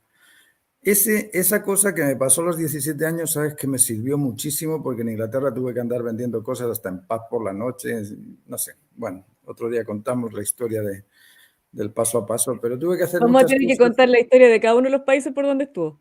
Claro, tuve que enfrentarme muchas veces a situaciones que eran, si uno las piensa, eran situaciones que a cualquiera le dan vergüenza. Mm. Pero gracias a ese acto de ese muchacho que me dijo, los que se avergüenzan son aquellos que te señalan con el dedo. Esos son los que padecen la vergüenza. Tú, que se rían de ti, tú vas con lo que quieres. Eso me sirvió para afrontar muchas situaciones después en la vida donde dices, bueno, si no lo hubiese hecho de joven, ahora me costaría. Mm. Pero es así. Pero igual es interesante porque yo ahí lo entiendo, porque el sentimiento de hacer el ridículo de repente, claro, a uno lo cohíbe, no le permite de repente hacer ciertas cosas y de por sí como que es parte como un poco de nuestra idiosincrasia, es como algo raro que tenemos los chilenos, y yo lo hablo por mí específicamente, de repente cuesta a veces hacer ciertas cosas por temor, pero de repente uno igual dice, ya, me lanzo, porque si Claro. no, no hacemos nada. Así es. A veces es un tema de esto, de caracterizaciones sociales. Uno piensa que los norteamericanos, como tienen mejor estructura económica, son más que los chilenos, porque los chilenos no tenemos la estructura económica que tienen los norteamericanos. Y cuando vamos a Norteamérica, uno agacha cabeza y se siente medio... Pero, como te digo, si uno piensa, el norteamericano es un ser humano y yo soy otro ser humano, pues se te va. Yo eso lo he vivido también. En Estados Unidos estuve en universidades donde decías al alumno, a ver, alguno tiene una opinión, y el alumno venía al podio, agarraba el micrófono y les voy a explicar toda mi vida, y te explicaban toda su vida. Aquí en la universidad preguntaba a las personas que tenía ahí como alumnos, oye, ¿alguno tiene algo que decir? ¿Tiene algo que decir alguno? ¿Alguien quiere decir algo? Y te lleva media hora y no se levanta ninguno. Es decir, Uh. ese tipo no sé. Bueno, y viene dado también por la cultura, porque aquí haces algo mal y ¿qué te hacen? Te pelan, te pelan. Uh, Es decir, van detrás, oye, mira, mira, mira, oye, mira, mira, oye, mira, mira. Lógicamente, es verdad, sí. pues claro, si estás en esa no quieres salir en público porque te van a pelar. Mm. Eso yo en otros sitios pues no lo he visto, y por eso que la gente es más libre de ofrecer aquello que tienen sin el miedo al ridículo, sin el miedo al bullying, porque el ridículo no es nada más que una manifestación del bullying. Hay personas que dicen que no, yo no hago bullying por ahí, y después resulta que cuando alguien viene a la casa, oye, ¿viste qué pantalones trajo? Oye, ¿viste que...? Si eso es bullying también. Todo Claro, eso es eso, bullying también. el famoso pelambre El que tenemos acá pelambre. en Chile, el pelambre, el hablar mal del otro, pero no es capaz de decírselo en la cara. Porque, por ejemplo, el bullying, a mí personalmente no me gusta mucho lo del bullying porque, bueno, yo sufrí bullying cuando estaba en el colegio. En esa época ni siquiera existía el concepto. Pero también está bien que de repente uno tenga que fortalecerse a través de cosas que son adversas. Pero el problema es cuando es algo sistemático, que eso ya es como maldad. Y Claro, lamentablemente eso como que lo han... Ahora el bullying que existe ahora en los colegios es mucho peor, y el bullying que existe en la internet es mucho peor. Y eso de alguna manera también va contra el crear y crear una generación que sea respetuosa. Una cosa es ser respetuosa, otra es reírte con alguien, pero muy diferente reírse de alguien. Entonces, claro. están un poquitito trastocados los conceptos. Porque una cosa, claro, yo me puedo burlar de, no sé, pues, yo de repente soy muy torpe, a mí se me caen las cosas, de repente, no sé, pues me salta la gata encima cuando estoy en un directo, cuestiones así. Entonces, he aprendido a vivir con el ridículo, porque como ya me ridiculizaron tanto, al final, ya, me caigo, no importa, me caí, el otro día me caí en la calle, no importa, me quedé ahí, que me levanten, tengo torpeza, ¿qué le vamos a hacer? pero ya no me molesta en ese sentido. De repente sí es molesto cuando te inciden con algo constantemente y te empiezan a machacar que tú tienes este defecto, y no te dejan salir de ahí. Eso es diferente, cuando es con maldad. Claro. Fíjate que aquí hay un término que se desconoce, o yo veo que mucha gente lo desconoce, y es la diferencia entre discriminar y distinguir o diferenciar. Yo puedo diferenciar una cosa de la otra y no estoy discriminando a nadie, pero cuando discrimino estoy malintencionando a esa persona, estoy rechazando de una forma despectiva a esa persona. Discriminar es eso, discriminar es tratar mal a alguien por algo que ha hecho, y eso es muy distinto diferenciar. Yo encuentro diferentes a un hombre y una mujer y no por eso estoy discriminando ni al hombre ni a la mujer, ¿eh? Claro. Es decir, la discriminación y la diferenciación se confunden. A Es que nivel en rigor social, discriminar la palabra discriminar es escoger. Hay otra palabra que estaría como más relacionado con eso de como no, como despreciar a alguien, se me olvidó en este momento, justo en la mañana la estaba pensando. pero la discriminación contiene un apelativo negativo, es decir, estás hiriendo a esa persona cuando Claro. estás discriminándola. Yo Sería discrimino al más negro porque segregar, es negro, al chino porque es chino, entonces por ser chino lo estoy rechazando. Eso es discriminar. Ahora, sería mejor, diferenciar es el disculpe, negro don y el Martín, blanco son distintos. claro, disculpe, la ¿Perdón? palabra segregar sería quizás más correcta, segregar a alguien, más Es que lo mismo. discriminar, Es lo mismo, ¿o no? segregar y discriminar es lo mismo, nada más que la Ah, perfecto. discriminación tiene un poder apelativo bastante negativo. Cuando Ya. discriminas porque es algo que yo no quiero, así. Ah, perfecto. Mientras que segregar es simplemente voy a rechazarlo, lo dejo de un lado, nada más. Ujú. Pero tradicional, a mí es común que en la gente, y yo lo escucho muchas veces, que me dicen, no, es que yo discrimino entre la casa y la gallina. No, no estás discriminando, estás diferenciando entre la casa y la gallina. La casa es una cosa, la gallina es otra cosa. No, pero eso le dije que estaba discriminando. No, no, si no es discriminar, si es diferenciar. Es decir, en el, en lo, no sé si llamarle normal, pero en lo común de las personas muchas veces no saben cuál es la diferencia entre el significado de discriminar con el de diferenciar. Y, bueno, pero eso no es una cosa que sea de Chile, ¿eh? Eso viene de mi madre patria. Nosotros los españoles somos los causales de todas estas tradiciones que están aquí mucho más arraigadas que allá, porque allá se liberaron con toda esta información externa, pero esto viene de los españoles son, como te digo, son criticones, siempre andan por ahí detrás diciéndote Mm. pero lógico, no creas que ahora, a ver, estoy hablando de los españoles tradicionalmente hablando, quizá Ya, ahora cuente, cuente, cuente, cuente, quiero saber, quiero saber. como están más mezclados, ahora son un poco más abiertos al mundo.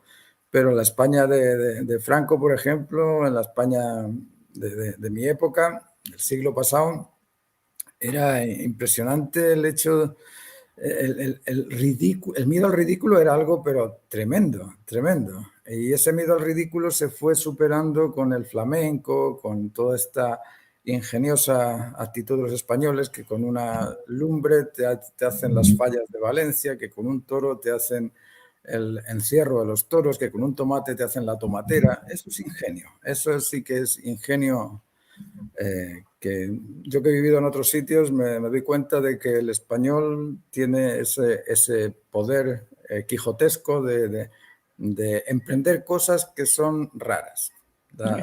Las fallas de Valencia, no sé si las conoces.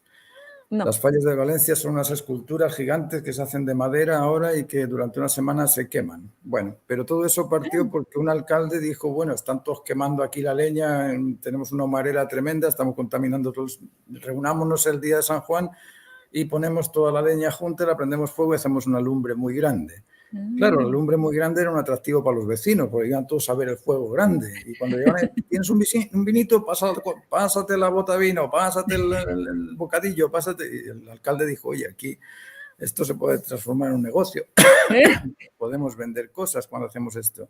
Y empezaron a repetir esto y al final se les acabó la leña y dijeron, ¿cómo seguimos con la tradición? Porque nos falta el vino y los bocadillos que vendíamos. Bueno, vamos a pedir en el colegio que nos hagan esculturas de papel maché con papelito, con cartones durante el año y después lo prendemos el día de San Juan o el día de las fallas. Mm. Y así fue creciendo toda esta historia de las fallas de Valencia y hoy en día son siete días de fiesta donde te viene gente de todos los países del mundo. Y con lo de los toros lo mismo, vamos a torear en la plaza, pero ¿por qué no hacemos que el camión se distancie un poco de la plaza, ponemos unos maderos y hacemos que los toros corran y metemos a los mozos que corran delante de los... Bueno, pues ahora mismo el San Fermín es una fiesta también de 7 días, que es lo que llena el bolsillo de esos lugares, porque... A mí, no es que Vascongada sea pobre, pero ni Valencia tampoco, pero llega un montón de plata externa por ese tipo de ideas o de inventos que son ingeniosos. ¿Cree que Así es eso del que, ingenio, como usted comentaba hace un rato, también lo heredó el chileno? sí, lógico que lo heredó. Y las buenas y las malas costumbres, todo se hereda. No, yo me siento muy identificado también con cosas que ve uno aquí y que son propias de allá. La empanada, por ejemplo. Aquí se dice que la empanada es chilena. ¿De dónde la empanada es chilena? La empanada es gallega. ¡Española! Lleva 2000 años existiendo la empanada la empanada gallega, la empanada asturiana, la empanada... ¿Y esas cuál encuentra cosas. mejor, la empanada chilena o la empanada española? ¿O las dos son ricas? La que hago yo Ah, me encanta. Esa me encanta. ¿qué tal es para la cocina usted? ¿Buen Bueno, ya cocinero? has visto, ¿no has visto mis paellas? Ahí No, no las he visto. en Instagram me parece que están las paellas. No, no me he No, fijado en las paellas, no. Me estaba fijando más que en la pintura. mira, yo he cocinado poco, pero aquí con esto de la pandemia que se nos fue la nana, así que obligado a tener que cocinar y a mi mujer le encanta la comida española, entonces me dejó a mí de cocinero. Yo Ah, soy aquí miércoles. quien cocino. eh, lo único claro, Dedocráticamente le dijeron que tenía que ser el cocinero familiar. dedocráticamente, sí, Sí, así. Tú vas dedocráticamente a me cocinar. llegó, así es. Yo voy a comer lo Eh, que tú cocines. No, y está encantada con la cocina porque a nosotros nos gustan las cosas con muchos condimentos. Entonces, Sí. una cosa tiene un sabor, otra cosa tiene otro, y eso enriquece también el apetito, digamos. Pero, pero sí, muchas de las cosas que se hacen aquí, lógicamente, tienen su ascendencia en Europa. Unos, la pizza en Italia, esto de la empanada también es de allá. Las papas son las que son de acá, supuestamente, no lo Ujú. sé, porque también me dicen que las papas son de Rusia. Yo pensé que eran más de Latinoamérica, pero hay otros estudios que dicen que son plantas rusas, no sé. Yo ahí no, Pero eso no, bueno, ahí sí que desconozco, no estoy segura con respecto al origen de la papa. Por ejemplo, en Chiloé hay muchos tipos de papas, comparado con el sí. resto del país. Hay una Mira, cantidad de yo papas no. maravillosas.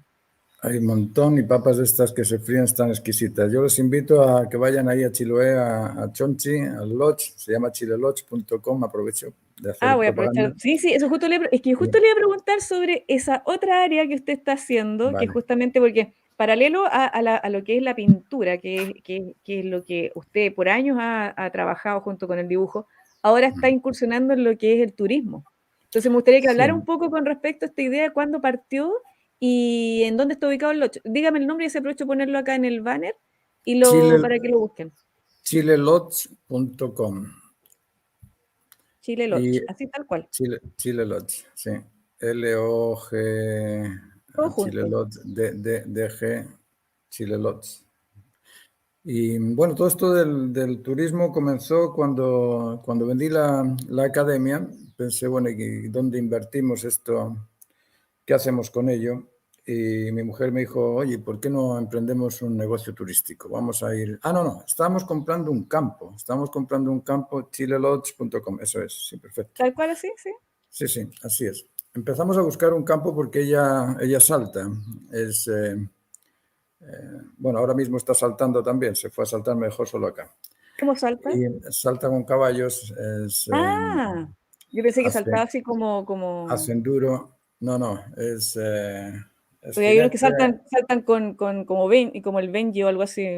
Pensé No, que era no, eso. no me acuerdo exactamente el nombre que tienen. Sé que hacen enduro, es correr ahí 100 kilómetros con el caballo. Yo no sé cómo lo aguantan. Ella consiguió, entre 12, consiguió el segundo puesto en Valdivia, en el sur, no me acuerdo dónde, Tierra del Fuego, me parece. Compitió y recorrió 120 kilómetros a caballo. Y dije, mamá mía, yo no sería capaz de aguantar tanto. Y bueno, estamos buscando un campo para poder seguir con los caballos y yo voy a tener un sitio para pintar también. Y buscamos por el sur, ahí en la 10ª región, y vimos este lodge y nos pareció estupendo porque está en el lago Bullinco, tenemos playa, tenemos un botecito, salimos a pescar y empezamos como un lugar para nosotros, nada más para descansar. Y poco a poco empezó a llegar gente y dijo, bueno, pues transformemos esto en una empresa y vamos a ofrecerlo como lodge. Entonces son 5 cabañas y ahí hay espacio para, en una hay espacio para 10 personas, 10, 11 personas, luego hay otra para una pareja, para un matrimonio, después hay otra para 4, para 3, para 5, es decir, son distintos espacios que es una especie de apart-hotel, de ahí tienes todos los materiales, todo para cocinar, para ducharte, bueno, tienes de todo. Lo único que tienes que llevar es la bolsita con la comida para poder hacerte la comida en tu cabaña, pero el resto está ya, todo. Y ¿Y qué tal ha sido la experiencia con los clientes, con los mira, ha sido visitantes? bastante entretenida porque nos llega de todo tipo de personas, nos llegan extranjeros. Hace poco cuando estuvimos allá, una pareja, una española y un italiano, que nos reímos con ellos harto porque se pasaron todos los puestos de control de la policía porque eran muy impacientes y llegaron allá, igual llegaron. Así es que nos Ahí llega lo gente hicieron así, también. buscando los lugares, los recovecos por donde nadie los pillara. Así es. Llegan europeos, llegan americanos, llegan chilenos, llegan santiaguinos, llegan de todo, de todo. Y últimamente con esto de la pandemia es curioso porque como la gente no puede o tiene miedo a salir a otros países, pues el sur se ha convertido en una especie de lugar para turismo extraordinario. Y nosotros Qué tenemos bueno. un sitio cerca con unas cascadas preciosas, hay unos helechos de más de 5 metros de altos, hay una vegetación que es exuberante, es precioso, muy bonito, muy bonito. Eso lo pueden ver Oh, ahí en el... justo abrí la página, está hermoso el paisaje que acabo de ver acá. Así es, ese Hermoso. es el lugar y yo les invito a que participen, que vayan, van a tener un español haciéndoles paella y tortilla Oh, española qué maravilla. y podemos salir a pescar, que Y también me con gusta. pescadito recién Sí, sí, sacado del lago, ¿no? Así o del salen, mar. salen truchas, Del lago, dije, del salen... mar, perdón. Mira, es un mar y lago porque en Cucao conecta ¿Hay con el lago mar. también? Ah, Es un lago, en la parte nuestra es lago, pero en la parte extrema limita con Cucao y ahí en Cucao entra, cuando la marea sube, entra el mar al lago. Así que tenemos un lago que es de agua salada y agua dulce. Bien wow. curioso. Sí, Es raro eso, es muy pero raro, muy qué raro. Sí. interesante. Igual, es como un lugar bien particular. Sí, porque tienes róbolos que son peces de mar y tienes truchas que son peces de agua dulce. Y pejerrey también y cosas así. U una consulta, Sí. usted, bueno, comentó que llegó acá a Chile porque, se casó, su mujer lo trajo para acá y de alguna manera se adoptó Chile, pero ¿por qué se siguió quedando acá en Chile? ¿Le gustó? Usted no se iría de acá porque pasó por tantos lugares. ¿Qué le A gustó de ver, acá de Chile que lo mantuvo acá? no, yo no me quedé en Chile porque me gustara. Ahí tengo que ser franco y confesarlo bien. Yo cuando llegué a Chile, lo que hoy es Huechuraba eran casas de cartón con burros, caballos, ovejas y cosas que había entre el aeropuerto con Benito Merino, no me acuerdo el nombre, pero bueno, el aeropuerto anterior, que tenías que bajarte el avión caminando, no había ni buses ni nada, no había estas rampas, no había nada, era caminando por la calle. Y yo me acuerdo que llegué y me fueron a buscar en un Peugeot 504. Yo el Peugeot 504 ya lo tenía destituido de la historia, pensé que esos autos ni existían. Me fueron a buscar en este auto y por una carretera de una sola dirección, porque antes en Huechuraba no existía la autopista que hay ahora, eso lo Mm. hicieron después los españoles.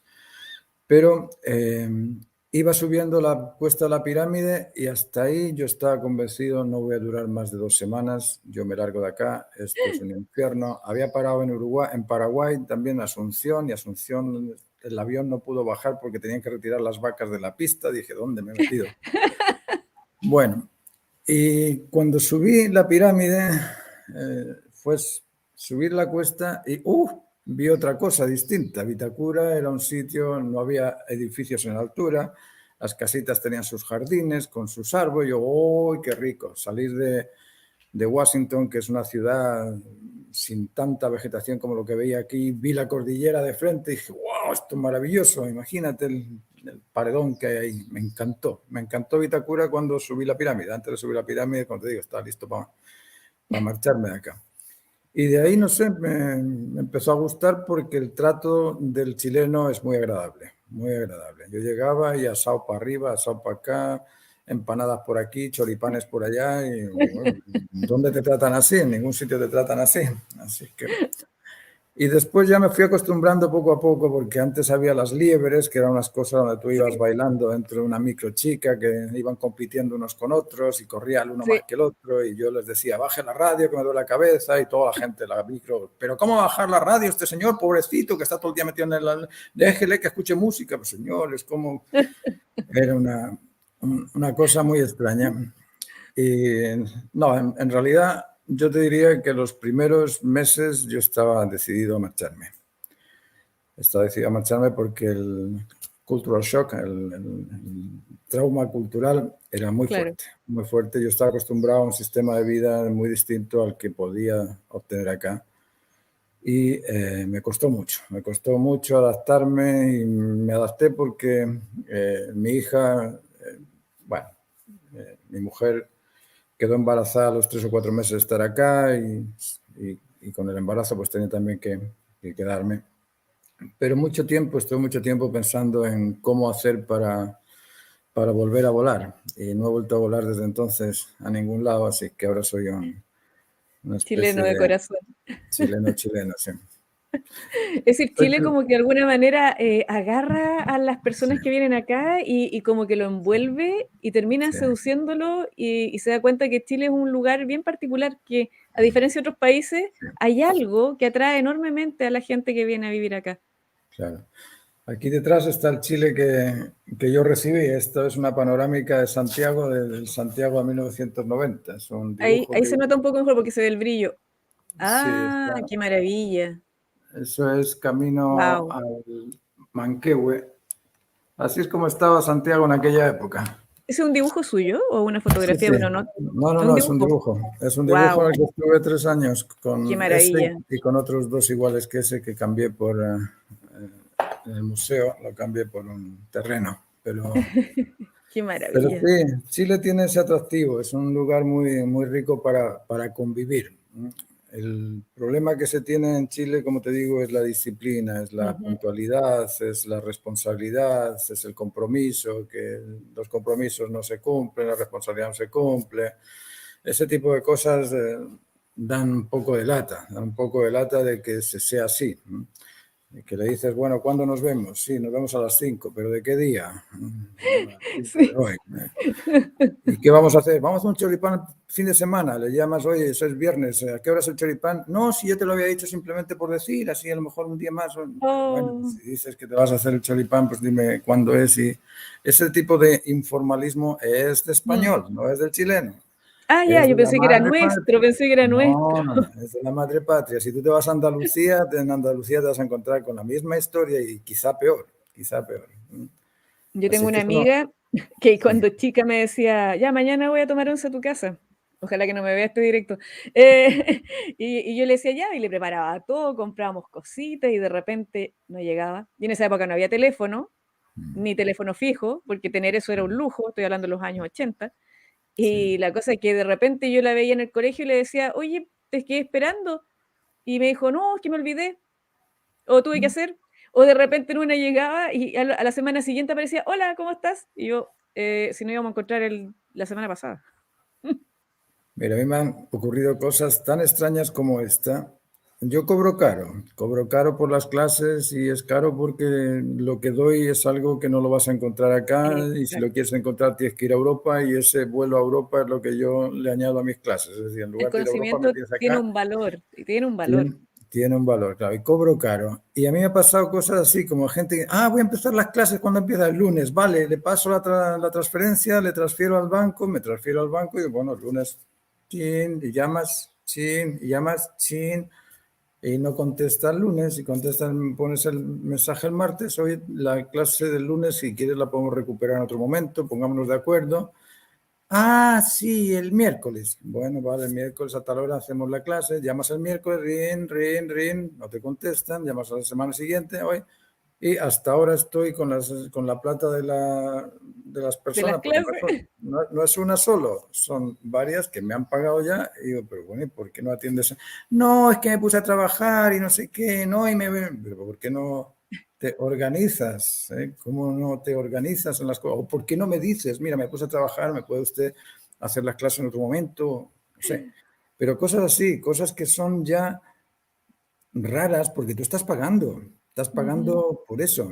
Me pasaba en la academia también, gente que me pagaba y venían 2 horas, pero si la academia son 8 horas, te estás pagando por 8 horas. Ay, pero es que me aburro, me voy, oh, es que me cansé, me voy, oh, es que ahora no, porque no tengo tiempo. Mira, ya en Madrid,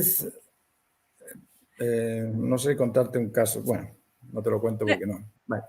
Ya, En Madrid, dejémoslo si a para las después. 5 no te voy a contar el caso de Madrid, porque no te iba a contar el de acá, pero el de Madrid, Ya. si a las 5 que empieza la clase tú no estás, es decir, si no has estado ahí a -5, porque la Ujú. clase se abre a las 5, si a las 5 no estás, a las 5:02 te cierran la puerta con llave y no entra nadie.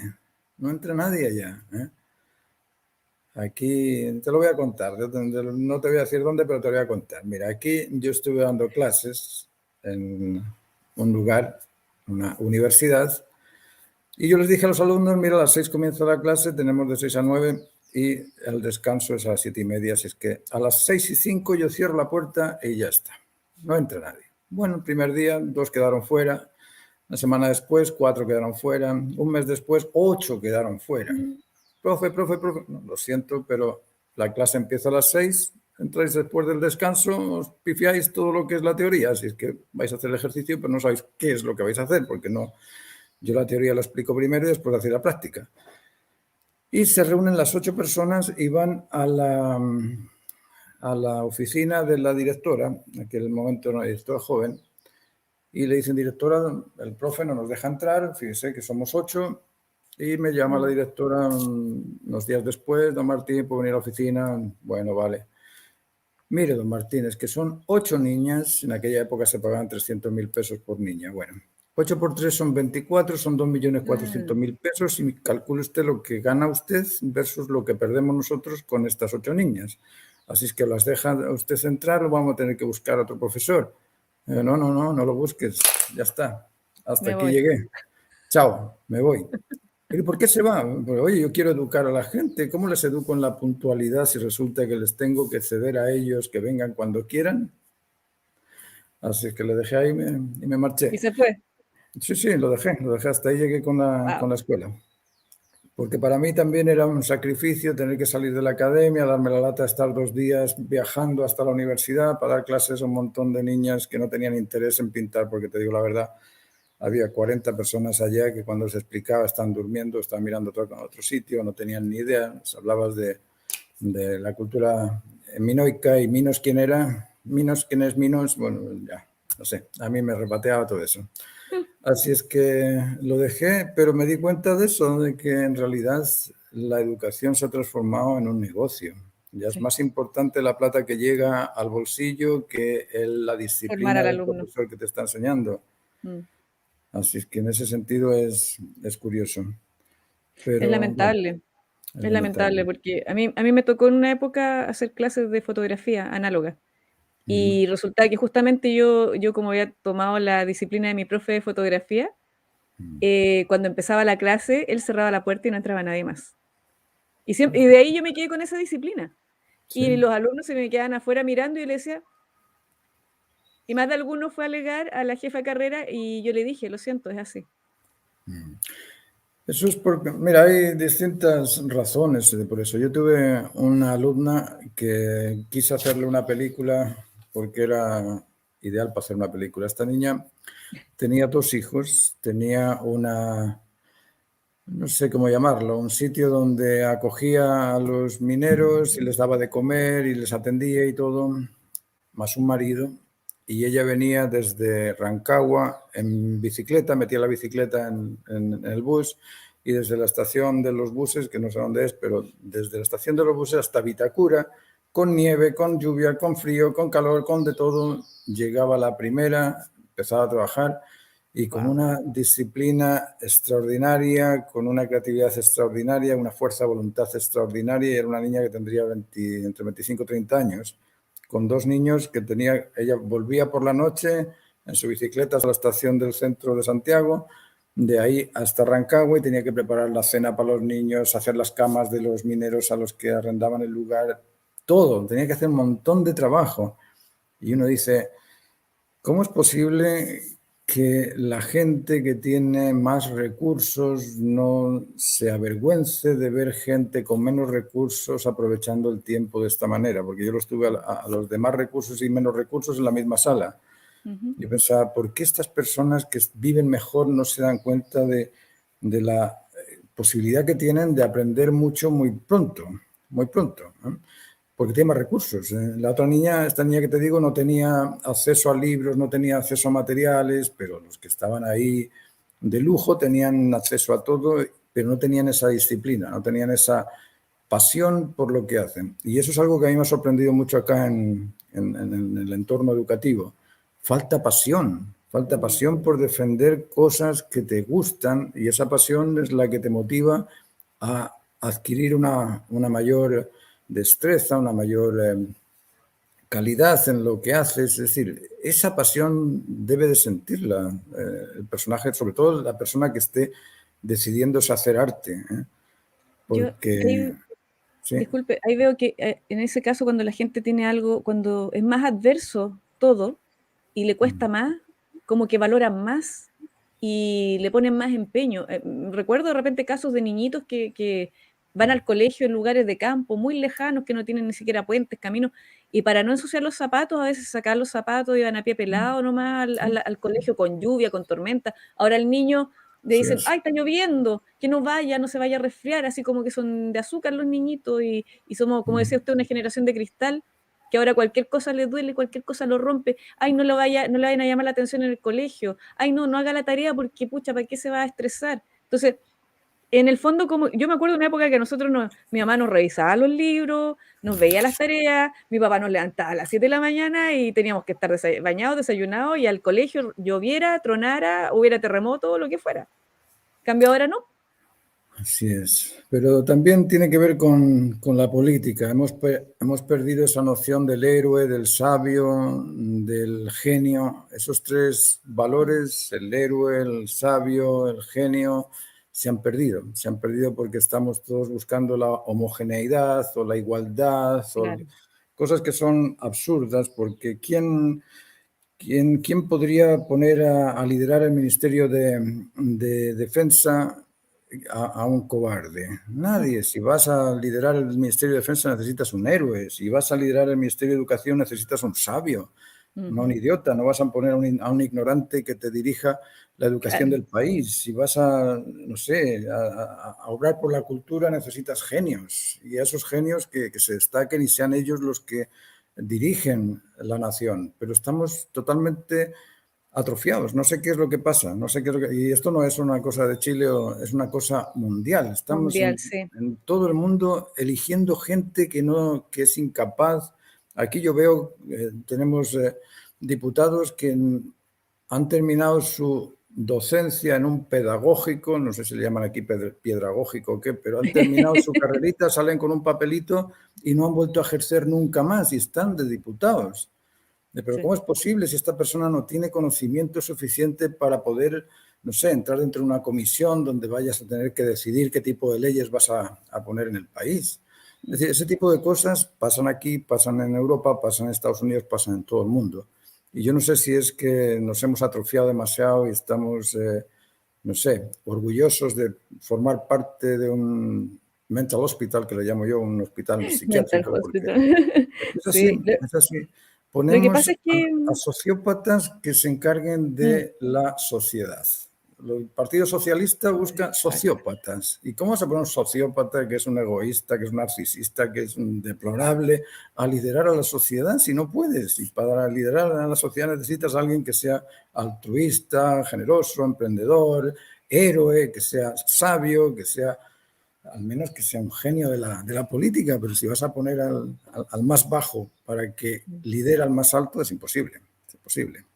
Yo creo que el otro día lo conversaba con un invitado, que inclusive lo comparamos con una película que se llama Idiocracy, que en el fondo muestran un futuro donde los idiotas son los que dirigen el mundo y el tipo que era tonto en la época del pasado se convierte en el más inteligente, porque digamos, el nivel de idiotez que existe es demasiado alto. El asunto está en que, por lo que veo, así a través de las películas, de la educación infiltrada, la música, muchas cosas, muchos factores por muchos años, se ha ido de alguna manera horadando un poco la mente y el corazón de la gente para idiotizarlo, porque al Sí, ser más idiotas es más fácil de manejar. Y obviamente, como usted bien dice, ponen un sociópata o un psicópata en el poder, y obviamente, bueno, se dice que los psicópatas integrados saben disfrazarse muy bien y les gustan los cargos políticos, están metidos siempre en lugares en cargos de poder, gracias a Dios son pocos, no es más del 1 o el 5% de la sociedad, que claro. no son los psicópatas que están en la cárcel, son psicópatas que son más peligrosos porque esos se disfrazan de gente común y Claro. corriente. Mm. Y lamentablemente, claro, al tener ese tipo de gente en el poder, son seres que son capaces de manipular. Tiene sus monos voladores dando vueltas que le van a apoyar y le van a Sí. ayudar. Y obviamente una sociedad idiota, sin conocimiento, sin arte, sin cultura, es más fácil de manipular, es más maleable. Así es. Estamos tratando de mejorar el país con los peores. Exacto. Así es. Y también en esto del arte se ha, ¿cómo decirte?, destruido lo que es el arte en sí. El arte es una actividad emocional de admirar cosas. Y para Claro. que las cosas sean admiradas, porque admirar es distinto de que te guste o no te guste. Mm, Uno admira algo constantemente porque tiene algún tipo de calidad que te sobrecoge.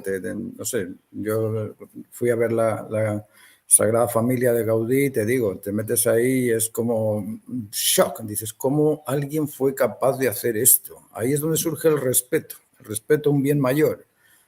Ese es el respeto. Respetar al otro por lo que dice es tolerar, pero el respeto viene de ese bien mayor que te encoge. mm, Dices, wow, ¿cómo fue capaz de hacer este tipo de cosas?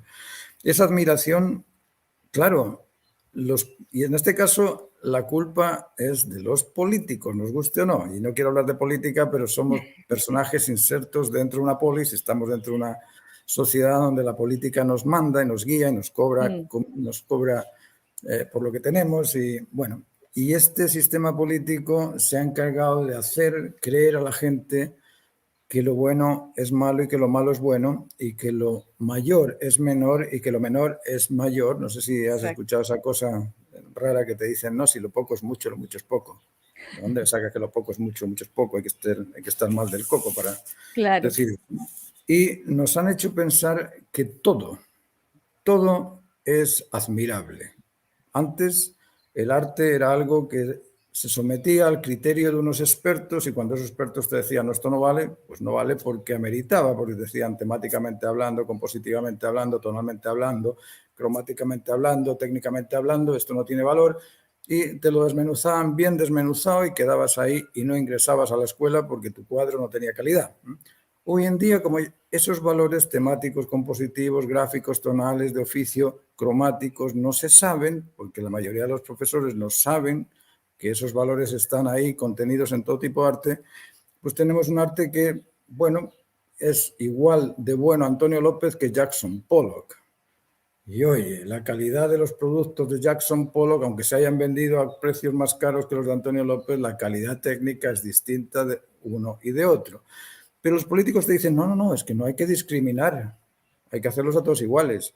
Y vale tanto Isabel como Fernando. Es decir, aquí tenemos la igualdad entre todos, así es que eso se puede vender tan caro como lo otro y no se dan cuenta de que una cosa es el valor y otra cosa es el precio, porque el precio puede superar al valor, pero el valor se perpetúa, el precio se acaba.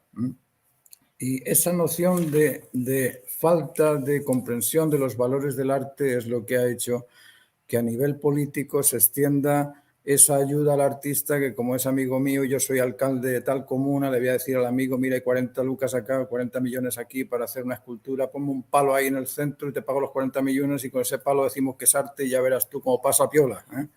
Eso se hace porque los artistas nos callamos y cuando vemos ese palo nos damos la vuelta y nos marchamos a la casa en lugar de poner un cartel y decir, no, esto es un palo, esto no es una obra de arte, esto no es una escultura, esto no sirve, esto no vale, no tiene valor artístico y tendrían que sacarlo y hacer una demostración en contra del palo para que saquen el palo ese de ahí.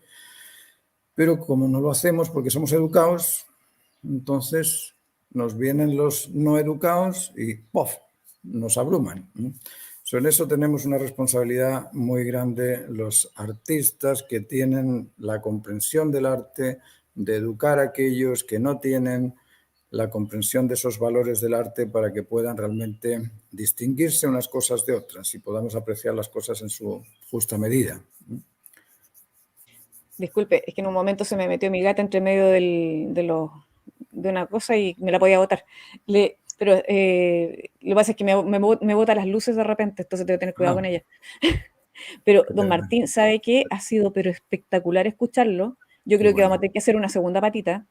Vamos a tener Cuando que hacer una quieras. segunda entrevista cuando usted tenga tiempito. Pero antes de terminar, yo siempre hago un ping-pong de palabras. Es decir, Vale. yo le digo una palabra y usted me dice lo primero que se le viene a la mente. ¿Quiere jugarlo? ¿Se atreve? Bueno, veamos a ver qué pasa. Ya. Si yo le digo arte,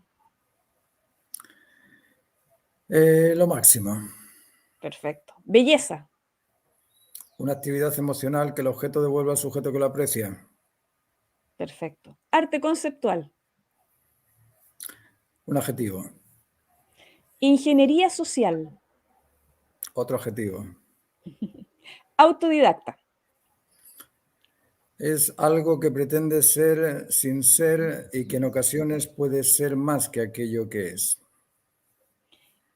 algún pintor extranjero de su gusto y algún pintor chileno de su gusto. Antonio López por sobre todas las cosas y Daniel Aguirre por sobre todas las cosas. Y lo otro, por último, un deseo para Chile. Que se tranquilicen y que de alguna forma superen la incontinencia emocional, que utilicen la justa razón, por llamarlo de alguna forma, el sentido común por sobre la emocionalidad. Esa emocionalidad del desprecio, del resentimiento, del cargar al otro con todas las culpas que uno no sabe superar, eso es un problema de uno, no es un problema del otro, no es un problema social, es un problema particular de cada uno. Nosotros tenemos que dominarnos a nosotros mismos, controlarnos y ese autocontrol haría que esa incontinencia emocional fuese controlada. Yo creo que Chile padece en general, en eso es un poco distinto al español porque la incontinencia emocional en España se opera de otra forma. Aquí es introvertida, allá es extrovertida, ya te dan la bofetada con las cosas de frente, aunque duela, pero te lo dan y aquí se lo guarda uno y eso es enfermizo porque Sí, produce estrés. Y si produce sí. estrés, pues el cortisol nos ataca al Uf, riñón y al estómago. Por eso que vamos, dígamelo a mí, que tengo el cortisol súper alto. Estoy claro. trabajando en eso. Don Viviana, yo Martín, ha sido, te agradezco un montón esta posibilidad, esta conversación. Para mí ha sido un gusto charlar contigo. para mí ha sido un honor, un honor. Así que cuando quieras me Le- avisas y podemos hacer otra, ningún yo le problema. agradezco enormemente de todo corazón porque tener la posibilidad de hablar con alguien de su experiencia, con su calidad pictórica y de dibujo, un maestro en el fondo de las bellas artes y que tiene tanto que entregar, es importante que se conozca. Yo le Muchas agradezco gracias. a los chicos que estuvieron en el chat y le agradezco a los que van a venir a ver después en diferido esto. Espero más adelante poder tener una segunda oportunidad de estar con usted porque, Sí, uff, yo creo que me sí. quedaron un montón de cosas que le quería preguntar en el tintero porque tiene demasiadas historias para saber tanto en la parte del arte como las experiencias personales, todos los países que ha visitado y de alguna manera le han generado, obviamente, diferentes visiones de la vida y del mundo. Y le pido por favor que todavía no se retire mientras yo cierro la transmisión y me espero unos minutitos. Les doy las gracias a todos. Luego vamos a tener otra entrevista, les voy a decir qué día, a qué hora, y les agradezco su atención. Don Martín, las palabras suyas antes de cerrar para la gente que está acá en este momento. Como te decía, agradecerte por este espacio, por el canal y si alguien está interesado en aprender procedimientos técnicos tradicionales, y esto se lo digo honestamente, no es por orgullo ni nada, pero hemos conseguido nivelar gente en galerías o posicionar gente en galerías de la importancia de la Marlboro, de la importancia de galerías españolas, en Alemania también. Y ese tipo de conocimiento, ese tipo de procedimientos para lograr esa calidad en los productos, la estoy ofreciendo ahora en las clases online. De hecho, el lunes comenzamos mañana. Mañana comenzamos un grupo de 24 clases, así es que si alguno está interesado y quiere participar, me manda un WhatsApp, busca el teléfono en YouTube o en Instagram o en algún sitio. Pues el Dios Google lo tiene todo, así es que ahí en el Dios Google buscan mi teléfono, me mandan un mensaje y yo lo coordino. Nos ponemos de acuerdo y empezamos cuando quieran. Y por otro lado también, esas son clases sobre arte. Lo que os decía antes, estoy haciendo una orientación particular en la introducción a lo que llamamos naturaleza humana y ese tipo de desarrollo personal de las habilidades, de las virtudes, de las capacidades, también es otro curso en paralelo, así es que si alguno está interesado en ese aspecto y quiere desarrollarse un poco más en esas virtudes, pues que me llame también. Viviana, muchas gracias y yo espero que pronto podamos volver otra vez a comunicarnos. No, yo encantada si podemos volver a tener otro directo. Y lo otro, chicos, aprovechen estas oportunidades, tener a un maestro como don Martín Soria, que esté dando clases de algo tan importante, tan valioso como es la belleza, el arte. Yo se los sugeriría inmediatamente, entren a su página, entren a su Instagram y si pueden tomar los cursos, tómenlos porque le va a entregar información que no van a encontrar acá en este país y con la tradición de la pintura y del arte antiguo, que en el fondo la técnica, la disciplina, todo lo que él ha comentado durante este rato es algo que es impagable y es una cosa que es importante. Los que tienen habilidades, los que tienen obviamente el talento, aprendan con él la disciplina, aprendan con él la técnica, es valiosísimo, es valiosísimo. Así que, por favor, si alguno está interesado, ya saben, se comunican con don Martín. Y además, bueno, y paralelamente, los que quieran visitar el lodge de don Martín también lo pueden buscar en internet, Eso para que también. aprovechen de conocer un lugar tan hermoso como es allá en Chiloé, ¿cierto? En septiembre para el asado de cordero. En Ah, septiembre pueden ir wow, para allá. me dio Claro. hambre. Ya, don Martín, manténgase ahí, yo voy a cerrar. Muchas gracias a todos, nos estamos viendo. Gracias. Chao, chao. Muchas gracias.